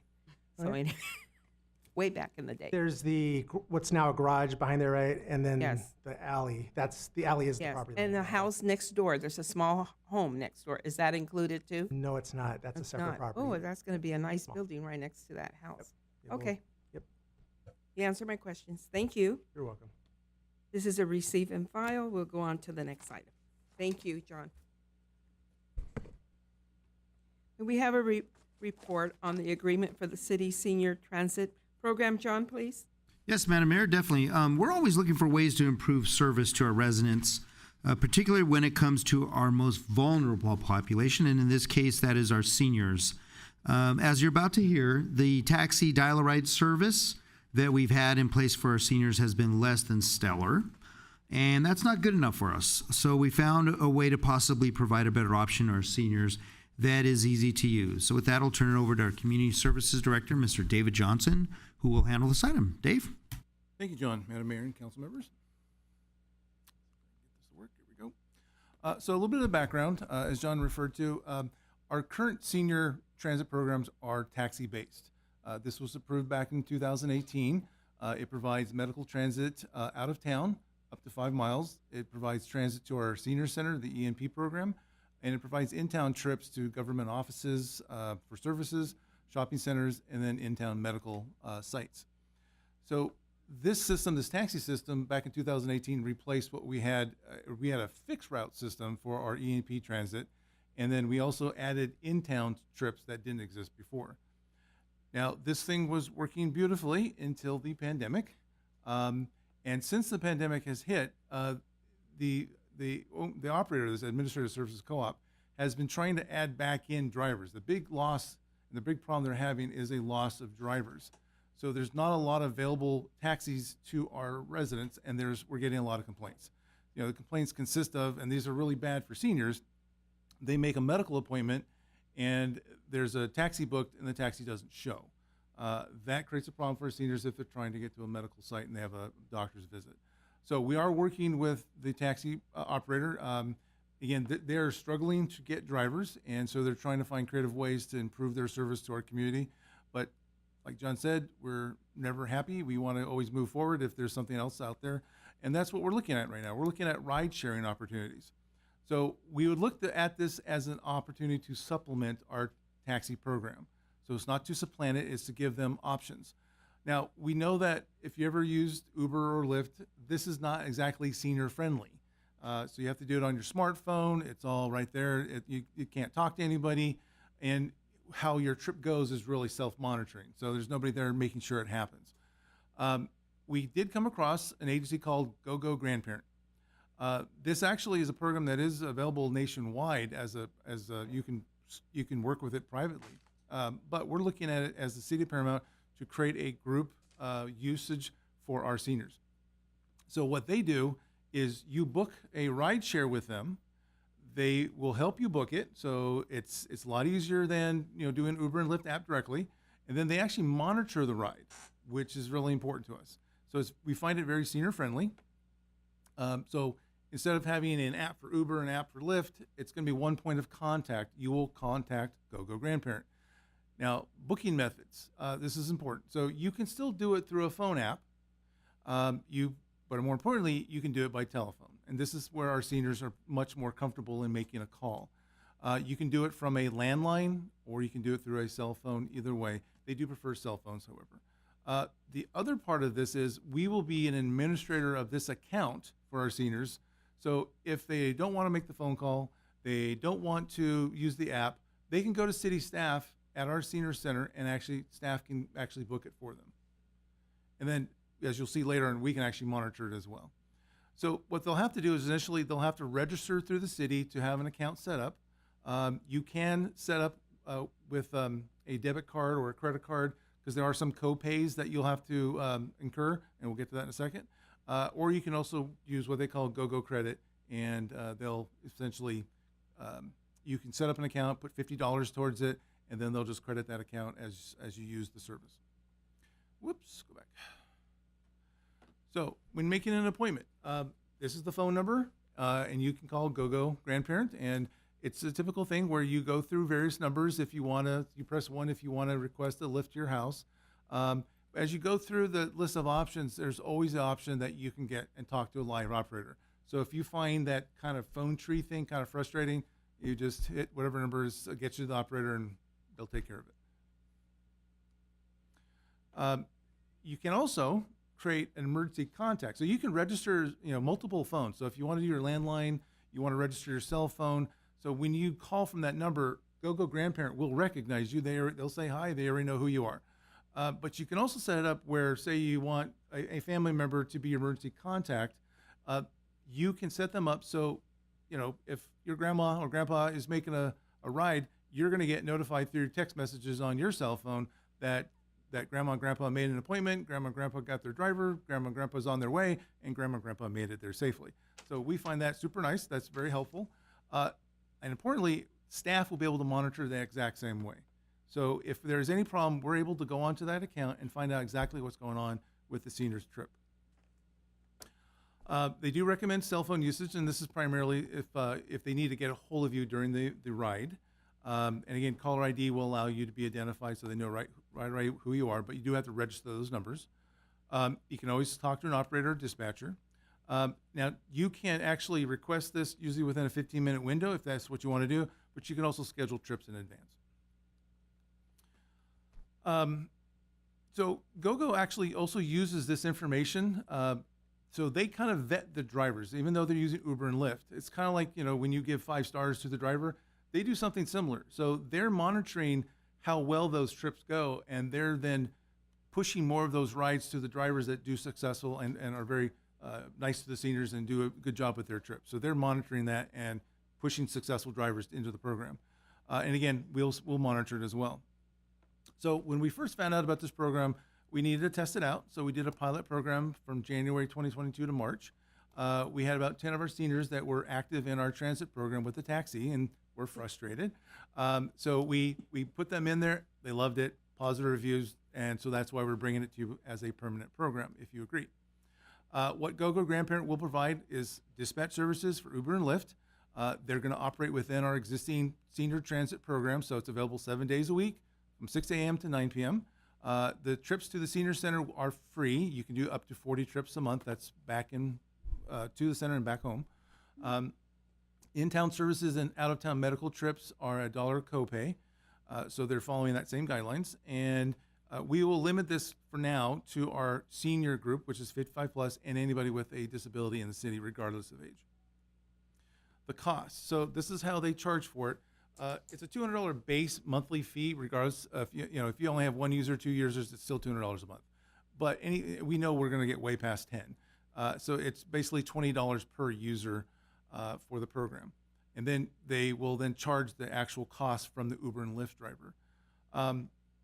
So if you look at that example, say we do get 50 users, it'll be $20 a month as the base fee. So it'll be $1,000 a month base, then plus the actual cost that the Uber and Lyft drivers charge. Now, we do know in using Uber and Lyft and ride-sharing services, there are periods in which that cost skyrockets a little bit because they have the surge period. Uber's aware, GoGo Grandparent is aware of that. So when they do schedule things for seniors, they do look at those surge periods and try to delay, let's delay the pickup for like 10 minutes and inform the senior that because the cost is a lot less. So they do work towards to help us out to avoid those surge costs. The fiscal impact, there really shouldn't be any unless this thing is super popular and we got a lot more than 50 riders. But we already currently have $50,000 budgeted from our Prop A transit funds that pays for our taxi program. So what we're assuming is basically as less people use taxi and more people use the ride share, it's going to balance itself out. And so we think there really won't be much impact than what we currently have unless, again, we become fantastically successful at it. And what we're asking the Kansas City Council is to approve the agreement with GoGo Technologies for a rideshare service for the city's senior transit program. I'd be happy to answer any questions. Thank you, David. Do my colleagues have any comments or questions? I have a couple questions. Me too. Gloria? I was waiting at you, but you go first. Your questions may be my I just question. wanted to verify that the $1,000 per month the city will be paying. That's correct. Right, for the participants, and then the seniors would be responsible for the $1 copay. Correct. And for the out-of-town medical trips, is there a distance limit? It's limited to up to 5 miles, but we have, say there's an individual who has to go for dialysis 5 times a week or whatever it might be, and it's a little bit beyond that border. We have made exceptions for that. Do you know the distance, just because it's one of our kind of medical service providers that we also support, like to Pools of Hope? How far is it away? I don't know. I can certainly find that out. But again, if that is something that because it is an agency that we do support, if that became an ongoing request, we would make an exception for that. Yeah, because I know that they do the rehabilitation. It's 5 miles. 2.5. 2.5. Man, she's good. Because I know it's one of the rehabilitation places, and I've just had an inquiry about it. So, Okay. And transportation was going to be an issue. So, cool. That's mine. So Dave, so GoGo Grandparent is like on top of Uber and Lyft. So we're still working with Uber and Lyft, but GoGo Parent just We are not manages working. the process. Yeah, we're not working directly with Uber and Lyft. Those are the services being managed by GoGo Grandparent Right. to get the seniors to the location. So we don't have to work directly with Uber and Lyft. So like I said, they're manning the process, but the cars are still Uber and Lyft cars. Correct. Okay. And how do you guys know? Because I mean, with senior health plans, they have benefits for travel.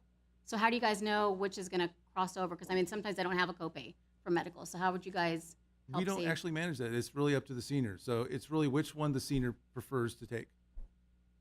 So if they have something, they can get a free trip to Kaiser, but it's inconvenient to use, they want to use ours, that's fine. Got it. So you're letting the senior decide. Mm-hmm. Okay. I have a question. How about veterans? Veterans that have to go to go to the Long Beach facility.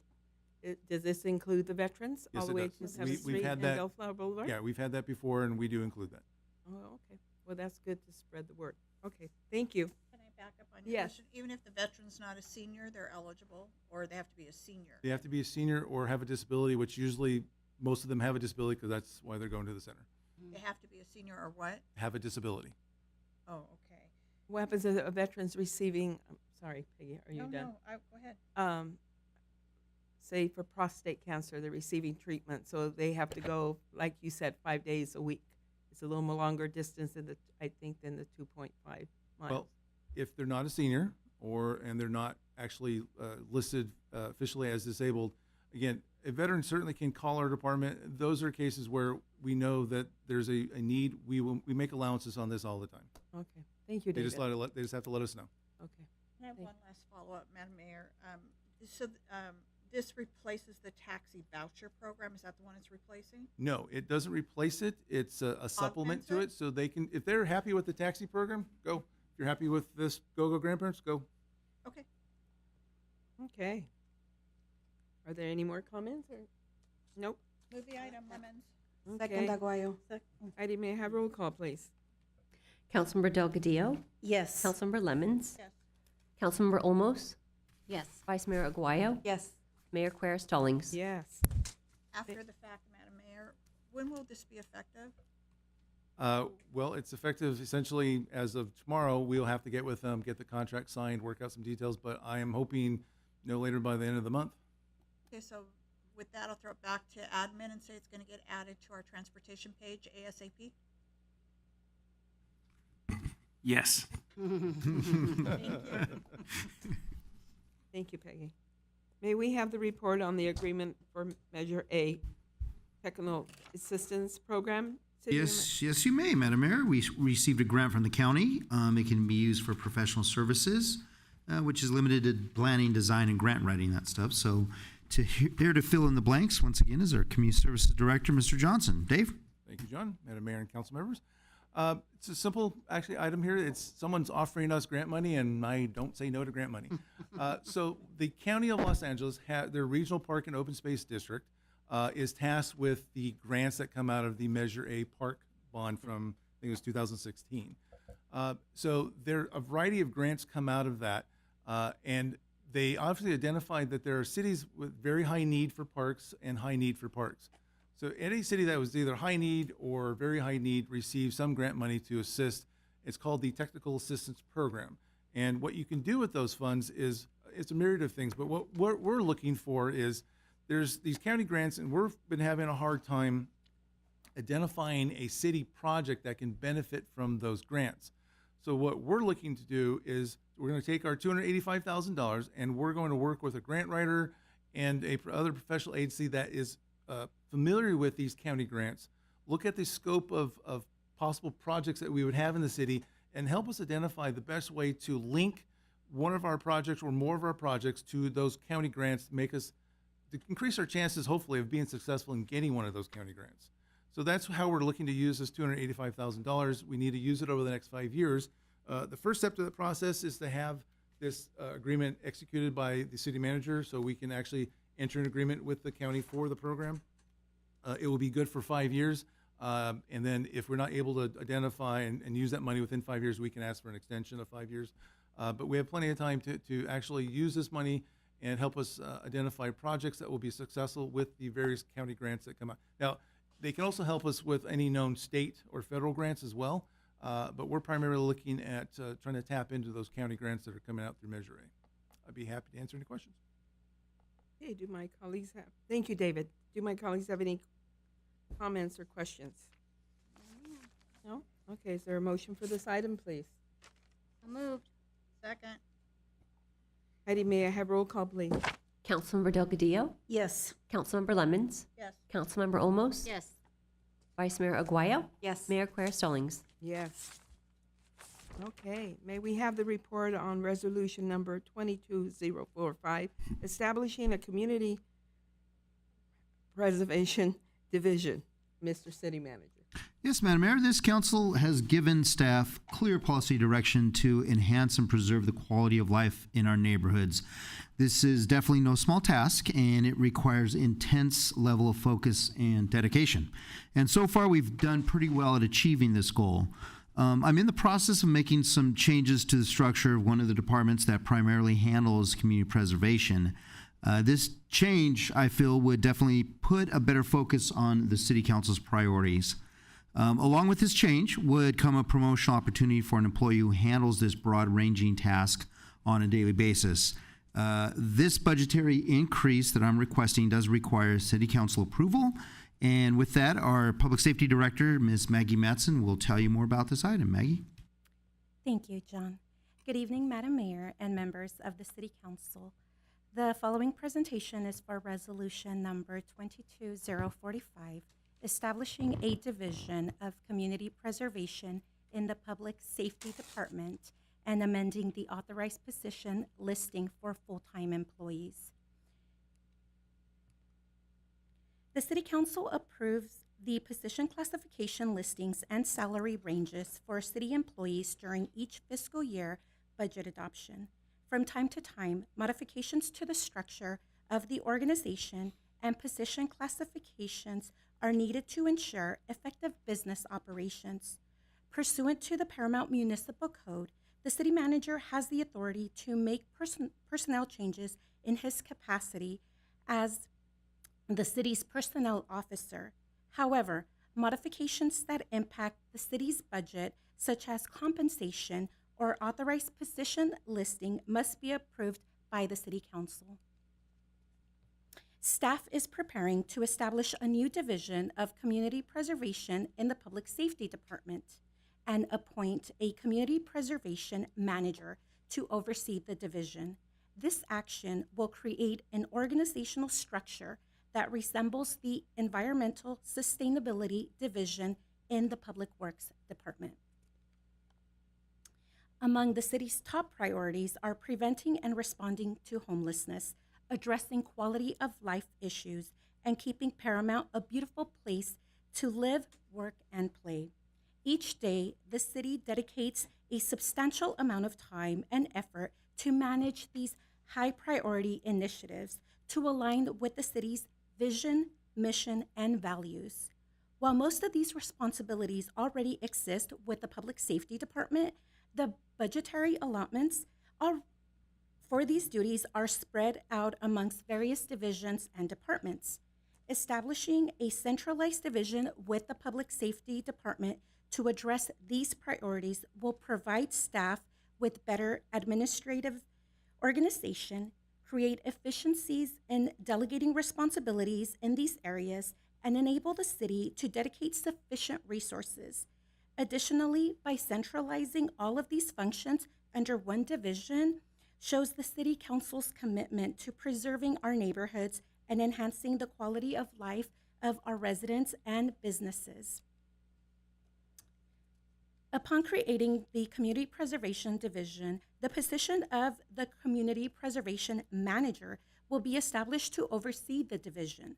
The Community Preservation Manager will be responsible for managing the city's homeless outreach services, beautification and preservation projects, Neighborhood Watch Program, Pitch and Paramount events, the Good Neighbor Program, National Night Out, and the Public Safety Expo.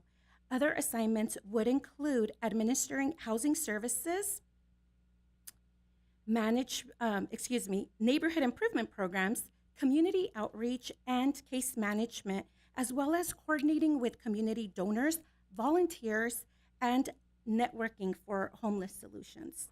The position will be filled by appointing Stephen Comparales, who is uniquely qualified and actively performing the duties of the position. We are proposing to upgrade his current position from management analyst to community preservation manager. Upgrading one management analyst to the project/program manager classification will result in an increase of $25,848 to the general fund. This amount includes the fully loaded employee salary and benefits cost and will be covered by funds from the available general fund balance. This amendment will be reflected in the fiscal year 2022-2023 mid-year budget. With that, it is recommended that the City Council authorize an increase to the fiscal year 2022-2023 adopted budget in an amount of $25,848 and adopt resolution number 22045 establishing a division of community preservation in the Public Safety Department and an amendment to the city's authorized position listing for full-time employees. This concludes my presentation. I'll be more than happy to answer any questions you may have. Thank you, Maggie. Do my colleagues have any questions or comments? I have a comment. Yes. I don't. So are you guys building a new unit? Is that what I understand?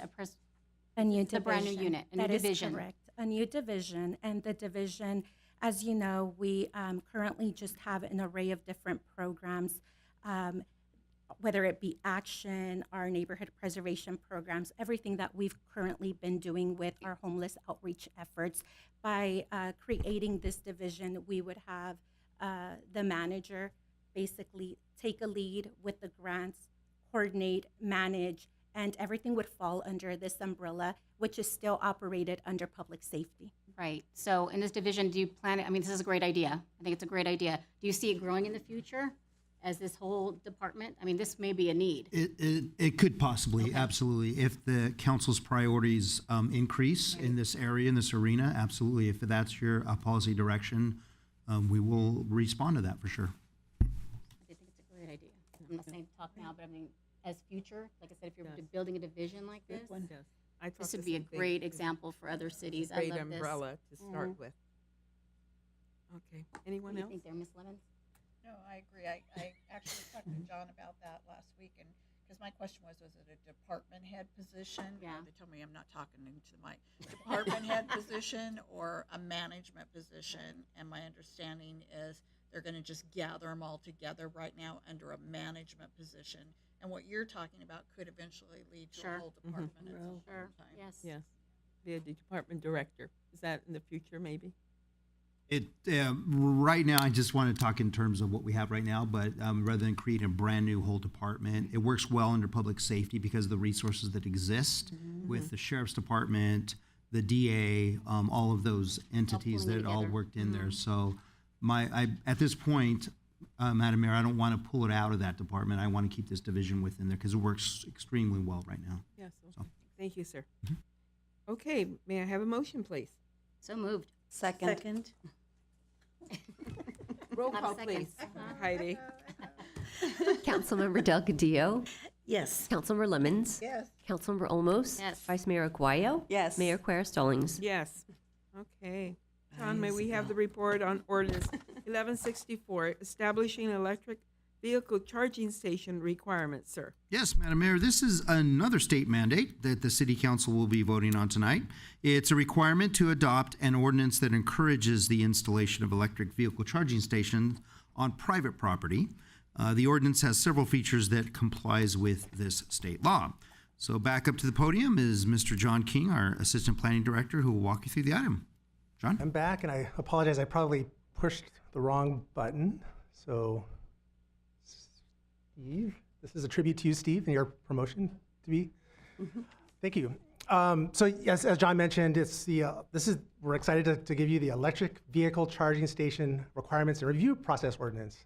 So it's basically streamlining, moving things along, and recommending that you add a new chapter to Title 15 of the code, which in Title 15 is buildings and construction. So this is what lives there: the building code, electrical code, mechanical, plumbing, green building code, residential code, and small solar panel installation. So joins the club. There is a growing interest in electric vehicles in Paramount. So there are now 346 light-duty electric vehicles registered to the city. So be they residents or businesses, 346.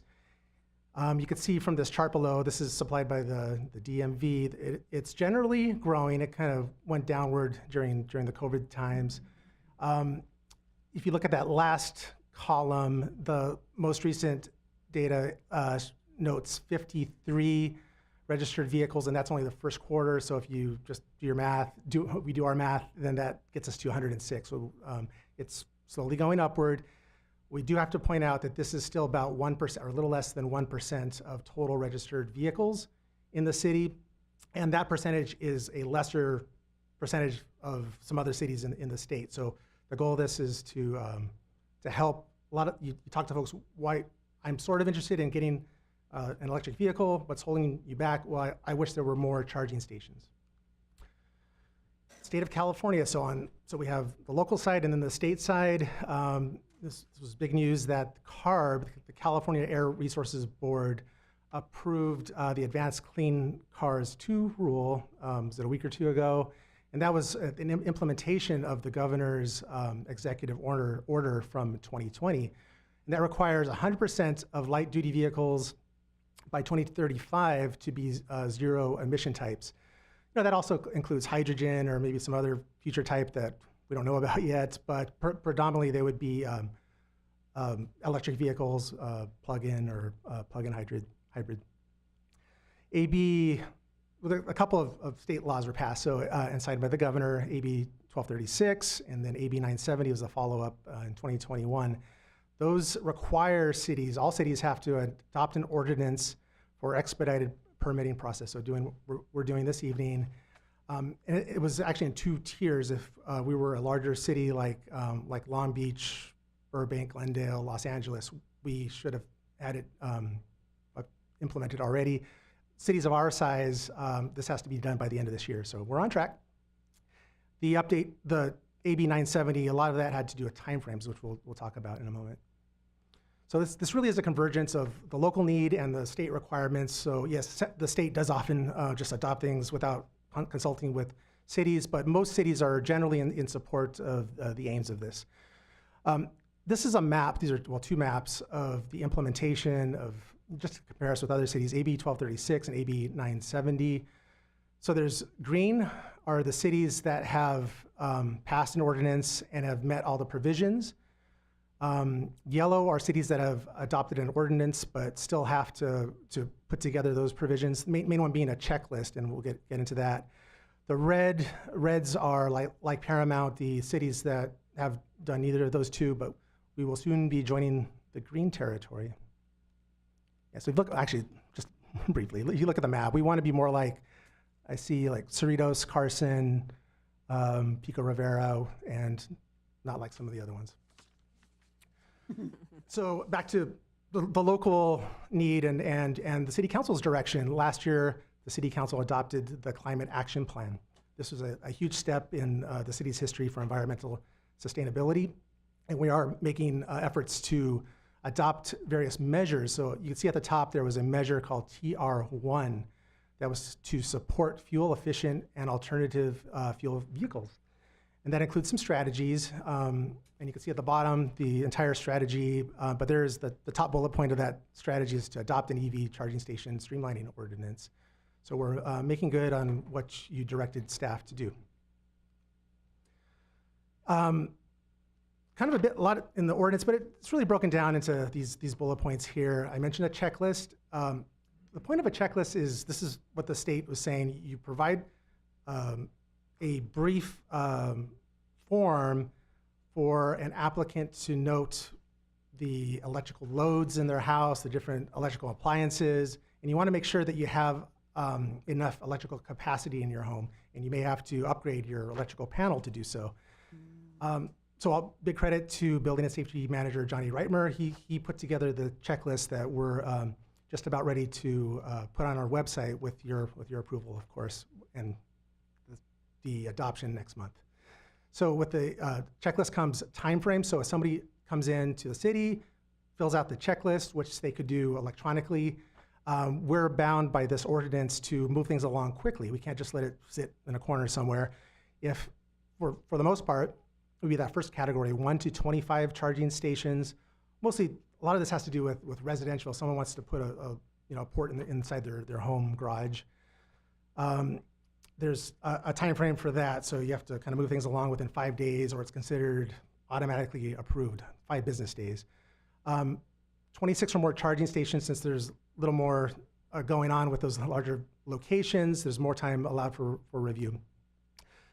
Parking requirements. So the state, as part of their bills, they included provisions that if a city cannot say no to a charging station if the charging station requires taking away a parking spot or 2, which may be the case. So when you add a charging station to comply with accessibility requirements, sometimes you have to widen the stall, and by doing so, there may be one less space for parking. That's just how it is. We have to live with that. So in the state's view, this sets a higher precedent over commercial parking. So that's one little thing. And electronic submittals, we are required to take electronic submittals. Speaking of homeowner associations, this is the state talking here. We would not require an applicant to provide a letter from their HOA. If a homeowner who lives in a property that's governed by an HOA, the HOA cannot get involved. It's just between the property owner and the city. Oh, I want to get you a glimpse of these checklists. So there's a lot in here. It's very, very detailed, and it's honestly, we highly recommend that, especially homeowners, that they seek services of a licensed electrical contractor. There's a self-certification portion of this form. We have a lot of disclaimers in here. Get an electrical contractor, get a licensed electrical contractor, not a handy person. Get somebody licensed. It's really important, but in the end, we have to move these along through the state requirements. And I should say there are 3 categories. There's single-family residential, there are multiple-family residential, and third, commercial. So commercial or industrial, anything that's non-residential. We have checklists for each of those. And I know this looks a little messy, but it's not that messy.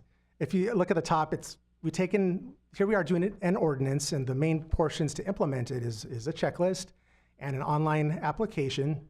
Somebody wants to submit, they submit them to the city. Most would do so in person still. Some they have the option to submit online. And we take it in for a plan check review. It says their health and safety. That's what we're looking at, but it's the city's building and safety division of the planning department, speaking of divisions. And there is the opportunity for the building and safety division to recognize if there's a deficiency, if its application is incomplete. They send a deficiency notice and let them how to correct the plans to make it work, and eventually gets approval to build. And that's it. I know it is strange talking about this with all the electrical grid issues we're talking about. So that's outside of our control.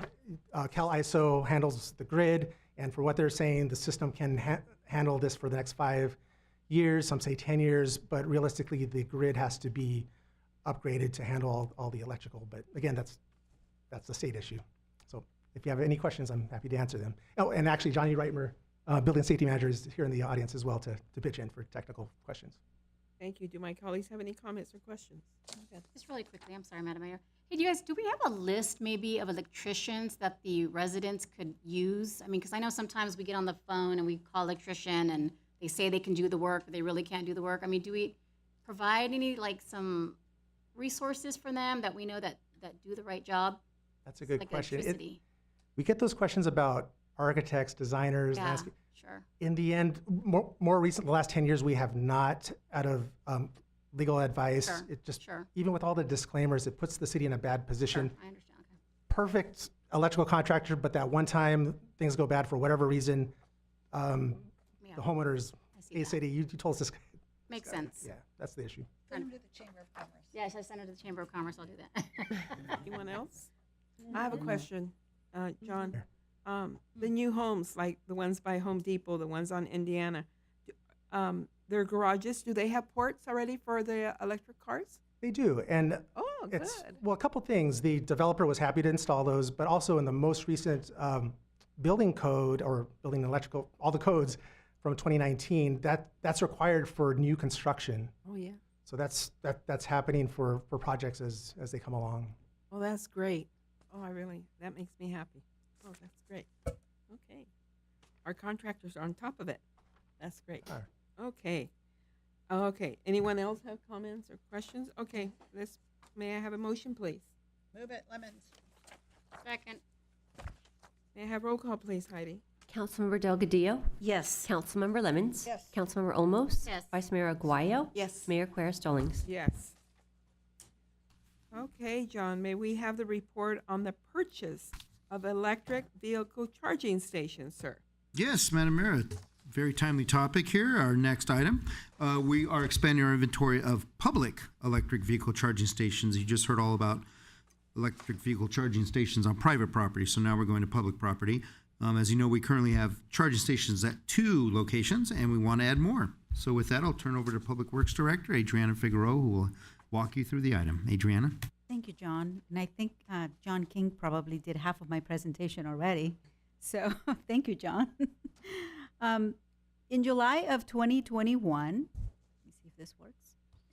Edison announced a new program called Charge Ready to create a vehicle charging infrastructure program. The program allows Edison to install EV charging stations at public facilities. And of course, as a reminder, as John indicated, we currently have 2 public charging stations. Each station has 2 ports. One of the stations is located here at City Hall and the other at the Sheriff's Substation. Staff applied for and received approval from Edison for the installation of 10 charging ports, or 5 stations, at Paramount Park and another 12, or 6 stations, at Progress Park. This project is in line with the city's climate action plan, as John King had identified earlier, specifically measured TR1, which is to support fuel-efficient and alternative fuel vehicles, which strategies include increasing the number of electric vehicle charging stations within the city. At its meeting on June 21st, the City Council approved Resolution number 22039, authorizing the city manager to execute the agreements with Edison for the Charge Ready program. Once the program participation agreements were signed and approved by Edison, the next steps required us to procure the charging stations directly from a vendor and submit them to Edison for the processing of the applicable rebates under the program. The city currently has those 2 charging stations operated by ChargePoint, and in order to maintain consistency and match existing EV infrastructure, staff requested a quote from ChargePoint for 11 charging stations, which total $164,594.58. This includes the purchase of the units as well as their service maintenance for a period of 5 years. The Charge Ready program allows for rebates of up to $2,900 per charging station. Therefore, the total contract amount of $164,594.58 will be offset by approximately $31,900. The remaining $132,694.58 was not included in the fiscal year budget and will need to be added during the mid-year budget process, utilizing available AQMD funds.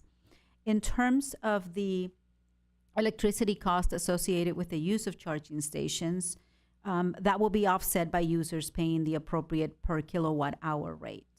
And pursuant to Chapter 3.12, which is our purchasing of supplies and equipment of the Paramount Municipal Code, the City Council may waive the bidding requirements when, in the opinion of the City Council, the purchase of a specific brand name, make, or model is necessary to match existing city equipment or facilitate effective maintenance and support. So with that, it is recommended that the City Council, appropriate an additional $164,594.58 from the available balance in the city's AQMD fund for the purchase of electric vehicle charging stations, and 2, authorize the purchase from ChargePoint in the amount of $164,594.58. That concludes my presentation, but I'll be happy to answer any questions you may have. Thank you, Adriana. My colleagues have any comments or questions? I have a couple questions, Madam Mayor. Yes, Peggy. Because the cost is going to be offset by charging per the kilowatt, first question is how long does an average car take to charge? It really depends on the vehicle and how low they might be. Just speaking from experience. If a car is dead, let's take an average mid-sized car. Is this like a 2-hour process? It also depends on whether the vehicle is a hybrid or meaning has an alternative mode, such as gas, or if it's 100% electric. For 100% electric, like the Nissan Leafs that we have, older model, like the one I have, probably takes about, on a level 2, give or take 4 hours to charge if I'm completely low. Most likely somebody is just going to use this while they're there. They're not going to leave their car there for 4 hours. they're going to be used for, like when somebody's visiting the park, oh, I'll just go ahead and pick up a charge while I'm here. Potentially, what some people sometimes do is they leave their car and charge it and then walk across the street to catch a bite to eat and then come back and pick up their car if they only need to charge it for about an hour. And the other question is, it says per kilowatt hour, so what does it cost, like, per hour to charge a car? It ranges. It could be between, I've seen it as low as 18 or 23 cents per kilowatt hour, all the way to even 75 cents per kilowatt hour. So it really ranges. It is something that will later be determined once we talk to ChargePoint and figure out the cost of electricity so that we can recoup our cost. So somebody's just paying as little as like $5 to charge their car. Or less sometimes. All right, thank you. Anyone else? Okay, is there a motion for this item, please? So move, Lemons. Second. Roll call, please, Heidi. Councilmember Delgadillo? Yes. Councilmember Lemmons? Yes. Councilmember Olmos? Yes. Vice Mayor Aguayo? Yes. Mayor Quer Stallings? Yes. Okay, now it's time for council member reports. We'll start with Councilmember Delgadillo. Ah, you got it right. Sorry, Madam Mayor. Madam Mayor, for 2 consecutive Saturdays, I attended the farmers market at its new location at Paramount Park. And you know what? That location works, David. It is awesome. And I enjoyed mingling with our community and meeting our vendors. And they're very nice and they're very happy to travel from afar to come to Paramount. And I was really happy about that. And Madam Mayor, I attended the city splash bash over the Labor Day weekend. Children were having fun splashing in the pool and enjoying fun in the sun. Also, parents of special needs children expressed to me how grateful they were for the time which was set aside for their children to enjoy the pool. And David, that was an awesome decision to make for the special needs children. Parents deeply appreciated, deeply. Thank you. And need I say more, our own Madam Mayor, Velma Cuellar Stallings, went down the pool slide, and she really was having a fantastic time, enjoying herself. And you know, Mayor, I give you kudos for going down that slide. I went down twice. And I'd like to thank a very special thank you to David Johnson and staff for all your hard work. And you know what? The bash was a success. And looking forward to next year. Thank you, David. That's all, Madam Mayor. Thank you. You're welcome. Okay. Councilmember Olmos. Absolutely, Madam Mayor. I attended, I lost my train of thought there. Contract Cities Association with Mayor and Vice Mayor. I just want to say thank you, Public Safety, for making us win second place. I thought our decorations looked amazing. You guys did a great job. Good opportunity for us to figure out what's going on in legislative updates. We got some good updates that we work with Andrew and John with till midnight. I want to say thank you to the Chamber. I went with them to the Angel Game. It was a great Chamber event. They had like 35 cities from all over coming together. It was great to kind of just see some old people from back in the days, Peg, in the Chamber. Paramount was there, Norwalk was there, Lakewood there, was Downey was there. There's quite a few cities, so thank you, Chamber, for that invite. You guys, adult softball, you knew I had to bring this up.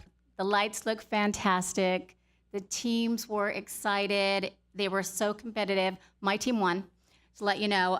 We did win, but I think everybody was having such a good time. The park was full, just full. There was no parking. I mean, I'm not that, but teams were coming and going. So, but I just think it was such a great first event. I think teams need to learn how to read rules. First of all, we're all going to work on that together. It's me speaking.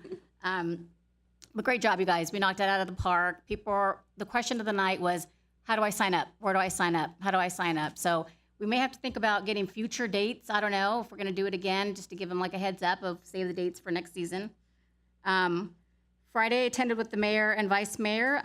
Congratulations to Zamboni for moving that first model, and Public Safety for being out there and making sure that it was going down Paramount Boulevard. It was kind of great to see that little piece of history coming down Paramount Boulevard, and I look forward to it being at our new location with the Kings. I do want to say, you guys, for the Triple P Positive Paramount, the parenting program that's coming up, have we shared those flyers with the school district yet? Do we know? We have? Okay, thank you, Senate. And if we can get that posted one more time, I did see it on social media once, but if we can start, it's coming. I know it's the first classes are in September. If we can just maybe get another blast out there. Yeah, I mean, we'll certainly post it multiple times, but as we get closer, we increase the rapidity of it. Sure. I appreciate that. And then you guys, my last question or comment is about Edison.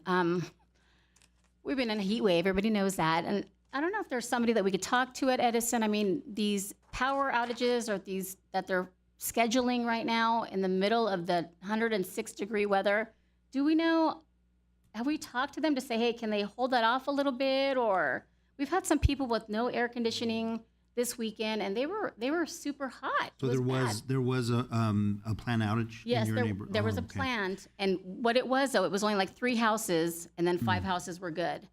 And but from what I understood, again, I don't know. We have to check with Edison. They weren't notified, so they were at work. Refrigerators went down. Wow. So again, I don't know how the communication is with Edison, but I'm sure we could figure. Yeah, absolutely. The mayor and I were working on this last week, huh, Madam? Yeah.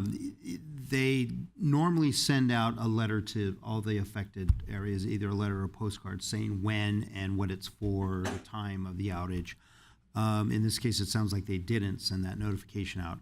The mayor caught it. It was supposed to be in her block and a couple other homes in her area. Actually, it was a lot more than a couple, 200 homes, yeah. So the mayor and I got on the phone, and we do have a rep from Edison that represents a lot of LA County. We contacted him, and we expressed our concern about this and all that stuff. So, yep, there is a contact there, so I could provide that to you, and we'll probably see him at the League conference this week. Okay.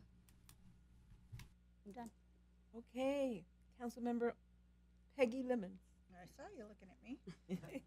I would suggest, I went through this last year. I don't know if John remember, and if I remember correctly, they did it to us on Super Bowl. If I remember right, it was like, can't do that. Duh, come on, people, think. And it was gone from like 3 o'clock in the afternoon till midnight, and on a Saturday. Yeah. And it was just crazy. And so I can tell you, I complained and complained and complained to everybody I could talk to. It doesn't look like they've changed their policies. I just, where's the thought process, SC? Come on, wake up. You're serving residents.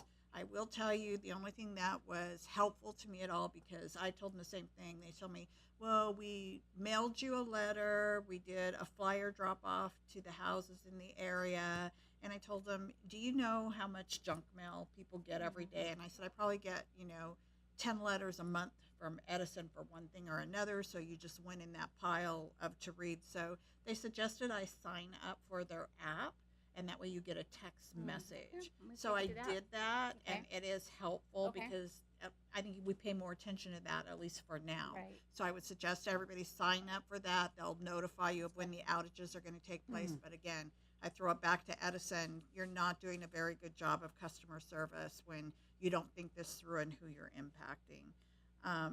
Also, I have to say, who were you congratulating for your table decorations? Public safety.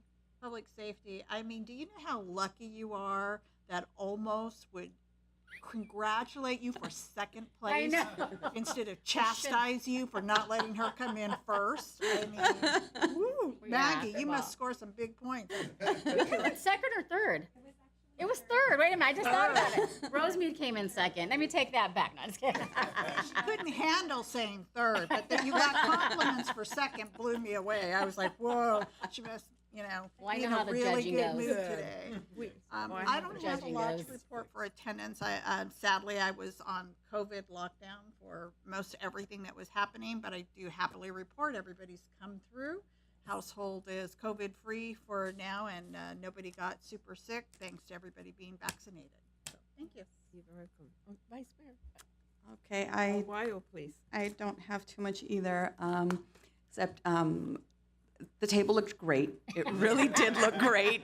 We were very happy with it. And the moving of the Zamboni really was an experience to see that. If you haven't, really have to go on, the city's page just to see that clip. And I remember somebody said that day, like, I didn't really think it was this big of a deal. And I think my jaw must have hit the floor. Like, what do you mean it's not a big deal? It is a big deal. So that was really, really neat to see. The other thing, thank you for taking care of that issue with the sidewalk at Gaines and for going to the other school sites. I don't know where we are in that, but just to check our part. And, once, you get into a school, that's a totally different, thing. But just that what we can do to make, our city not just beautiful, but safe. And, again, the issue was, a child in a wheelchair. That it really is unacceptable. So I know the parent was extremely happy that it was taken care of, so that Monday, I think it was Friday, this came through, and Monday she said the sidewalk was beautiful. So thank you for, just always being on top of those things. You guys are so appreciated. And the other thing, just to the residents, we're kind of, you wouldn't think that we're at the end of, summer and summer activities. It's so darn hot, but we kind of are. So I hope that, the residents enjoyed everything that the city provided. And, again, the staff that, put those events together. And, I guess keep an eye out for our fall activities, because they're coming. They're going to be here before we know it. So that's all I have. Okay, thank you. Yes, I was finally able to come out of the house after 10 days of quarantine of COVID. But anyway, I was able to at least attend a couple of things this past week. I believe we went to Contract Cities, and I think that weekend I tested positive for COVID. But thank God I'm okay now. Just have one family member of the house that still has it, but we're getting better. But anyway, and thank God for good doctors, and they take good care of us. Went to ad hoc meeting, was very productive. We were able to have that young lady, Mrs. Trujillo Bucket, that's did a presentation from the Street Racing Kills, so she was able to speak to us. And also we were able to, Paramount Unified School District is on top of it. They also want to do some presentation to the high school students. So I'm very happy with that. And then David did some presentations, and so did Yesenia Gillen regarding our kids and the after-school programs and some other great things that are happening.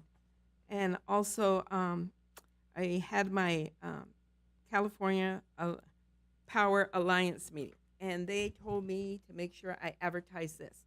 This is a postcard that was sent to me. It says, "Your Power Choices." So it's from the Edison and Clean Power Alliance, and you're able to choose what program you want to be on and how much money you save. So make sure you take a look at this. So that was one main point that they wanted us to make sure that we let our residents know that you do have options. You don't have to just be with the Edison company. You can also sign up with a Clean Power Alliance. So anyway, there was a lot of things going on, and I did attend with Vice Mayor Aguayo. We ended up with also Council Member Olmos. We were able to escort the Zamboni Ice Machine to his permanent home at the LA Kings Iceland. But anyway, and yes, I went to the Paramount Splash Pad bash. It was a lot of fun to go down that tube. I was petrified, but I went down it. So anyway, I did it for my grandchildren, my granddaughters. Come on, Nanny, you can do it. So I did. I'm glad I did it. It was a lot of fun. But anyway, looking forward to going to one of the baseball games, Brenda. I want to go out and cheer for our teams. I also would like to, if there's another season of softball for adults, co-ed, David, I would like to invite Paramount Unified School District. As you know, Kelly Anderson from Jackson School is a former Olympic player. So she be careful. She's a really good athlete. She might be interested in her faculty and staff might be interested in putting a group together. Yeah, well, Am I And hearing then also, a city district game? Oh. what happened? Am I hearing a city district game? We should. yeah, that would be great. And then Kelly's also, really good. yeah, my son-in-law who works for the maintenance department, he said he would like to put a maintenance yard team together too, because he played Paramount baseball, all four of his brothers and him. So he's interested in putting a team together too. So I thought that was a great idea. I'm looking forward to going, not this coming Thursday, the following Thursday. But anyway, thank you. Thank you to all the staff. Thank you for putting that up. Even though there was a lot of heat and it was very hot, our seniors were very happy that they had air conditioning in the community center, David. And thank you, John, for allowing sandwiches to come in. They were very, very happy. And we even had some families in the community center watching movies. And thank you, Public Safety, for all the things that you've been doing in our community too. But all of you do a great job. And I thank you from the bottom of my heart, because I always hear positive things about our city. Anyway, enough. Mr. City Manager, are there any comments from staff, sir? Yes, Madam Mayor, just a couple to piggyback on what you had mentioned about the Clean Power Alliance and the different choices that our residents do have. We plan to bring an item to you, coincidentally, at the September study session meeting, which is our next meeting, to show you what the city plans to do with our facilities, what level of green power or clean power, whatever you want to call it, what level we're going to be at, or we're proposing to be at, as well as to get your feedback on whether or not we should move the residents to a higher level of green power. So that'll be for the discussion at the next meeting. So I want to bring that up. Also, the last thing I'd like to have the lieutenant come up to the podium to answer a question that we often hear, as well as you as council members might hear, and that's when there is multiple sheriff's units that respond to a call, and why are there 8 cars here, and why do they have to all come to this one stop? So the answer is mainly mainly surrounding the new cameras that we've installed that recognize license plates. So, but there is protocol that I wanted the lieutenant to kind of share with you, and why that is. Lieutenant? Your mic's not on, Lieutenant.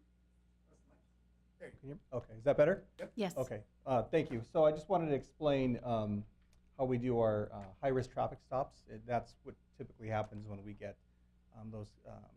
when a deputy is notified that there's a stolen vehicle or any type of felony vehicle in the area. So what typically happens is, the short answer is it's department policy for numerous vehicles to conduct a high-risk traffic stop. So a high-risk traffic stop is anything that is more than one vehicle. Like we typically have 2 or 3 vehicles assist the handling unit to effect a traffic stop. So let's just say there's a stolen vehicle in the area, and a deputy locates that vehicle. They're going to follow behind that vehicle, and what you're not going to see is that deputy is going to be on the radio coordinating with other units, and we call that a pre-stop coordination. So what that deputy is doing, it's basically giving a vehicle description, location of speed, direction of travel of the suspect vehicle, while other units are coming for backup. So that deputy is not going to initiate a traffic stop until we have at least 2 units behind us. What you're also going to see is that that deputy is going to be communicating with our airship up in the sky, so they will be responding to the area. And the reason we do that is because these types of traffic stops, well, they're inherently dangerous. They're dangerous for the public, they're dangerous for deputies. And it's not uncommon for people who have stolen vehicles to have firearms, large amount of narcotics, and in possession of other dangerous weapons or drugs. So once we have, let's say, 3 traffic units behind that stolen vehicle, deputies go ahead and initiate a traffic stop. So in a perfect world, the suspect will pull over, deputy will control the suspect because we have 2 other vehicles behind us and an airship up ahead, okay? And we'll take them out one at a time, we'll detain them, and then afterwards we'll take them into custody, search the vehicle, and return the vehicle to the rightful owner. However, that doesn't always happen. So occasionally somebody will pull over and then run from the vehicle. Well, if we already have our airship up above, and if we have sufficient units with us, we can safely coordinate a containment for that suspect and take them into custody. Sometimes they drive away, and if they drive away, sometimes we'll have a vehicle pursuit. So it's not always going to go to vehicle pursuit. it's the deputy's responsibility to really balance the necessity to apprehend the suspect versus the needs of the public. Okay, so let's say this is a stolen vehicle and we really don't have much more than that. We may not let that pursuit go very long. However, let's say if it's a murder suspect, somebody who just shot at somebody, the necessity to apprehend that suspect is going to be pretty great. So these are things we have to constantly balance.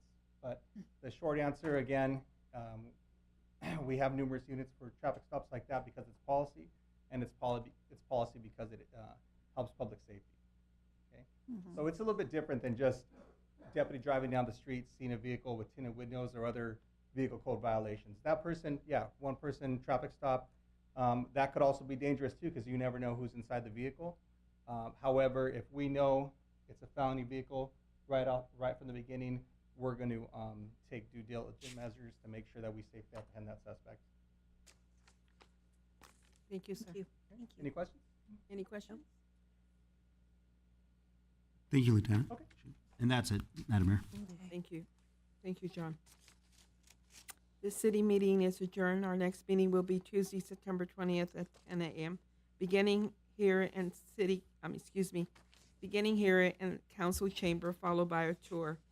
Now I'll call to order the successor agency for the Paramount Redevelopment Agency. Heidi, may I have roll call of council members, please? Councilmember Delgadillo. Present. Councilmember Lemons. Here. Councilmember Olmos. Here. Vice Mayor Aguayo. Here. Mayor Quer Stallings. Here. May I have a motion to approve the consent calendar? So move, Lemons. Second. May I have roll call, please, Heidi? Councilmember Delgadillo. Yes. Councilmember Lemons. Yes. Councilmember Olmos. Yes. Vice Mayor Aguayo. Yes. Mayor Quer Stallings. Yes. This meeting is adjourned to a meeting October 4th, 2022 at 6 o'clock. Thank you. Good night, everyone.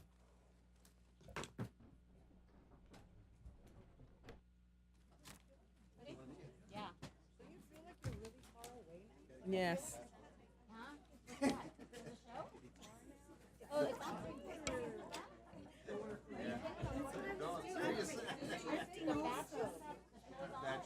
Oh. My daughter got me into that. I gotta start watching. Well, Monday Night Football's coming though. What are you gonna do? Well, the season ends. Yeah, there you go. I feel awkward. Just getting more.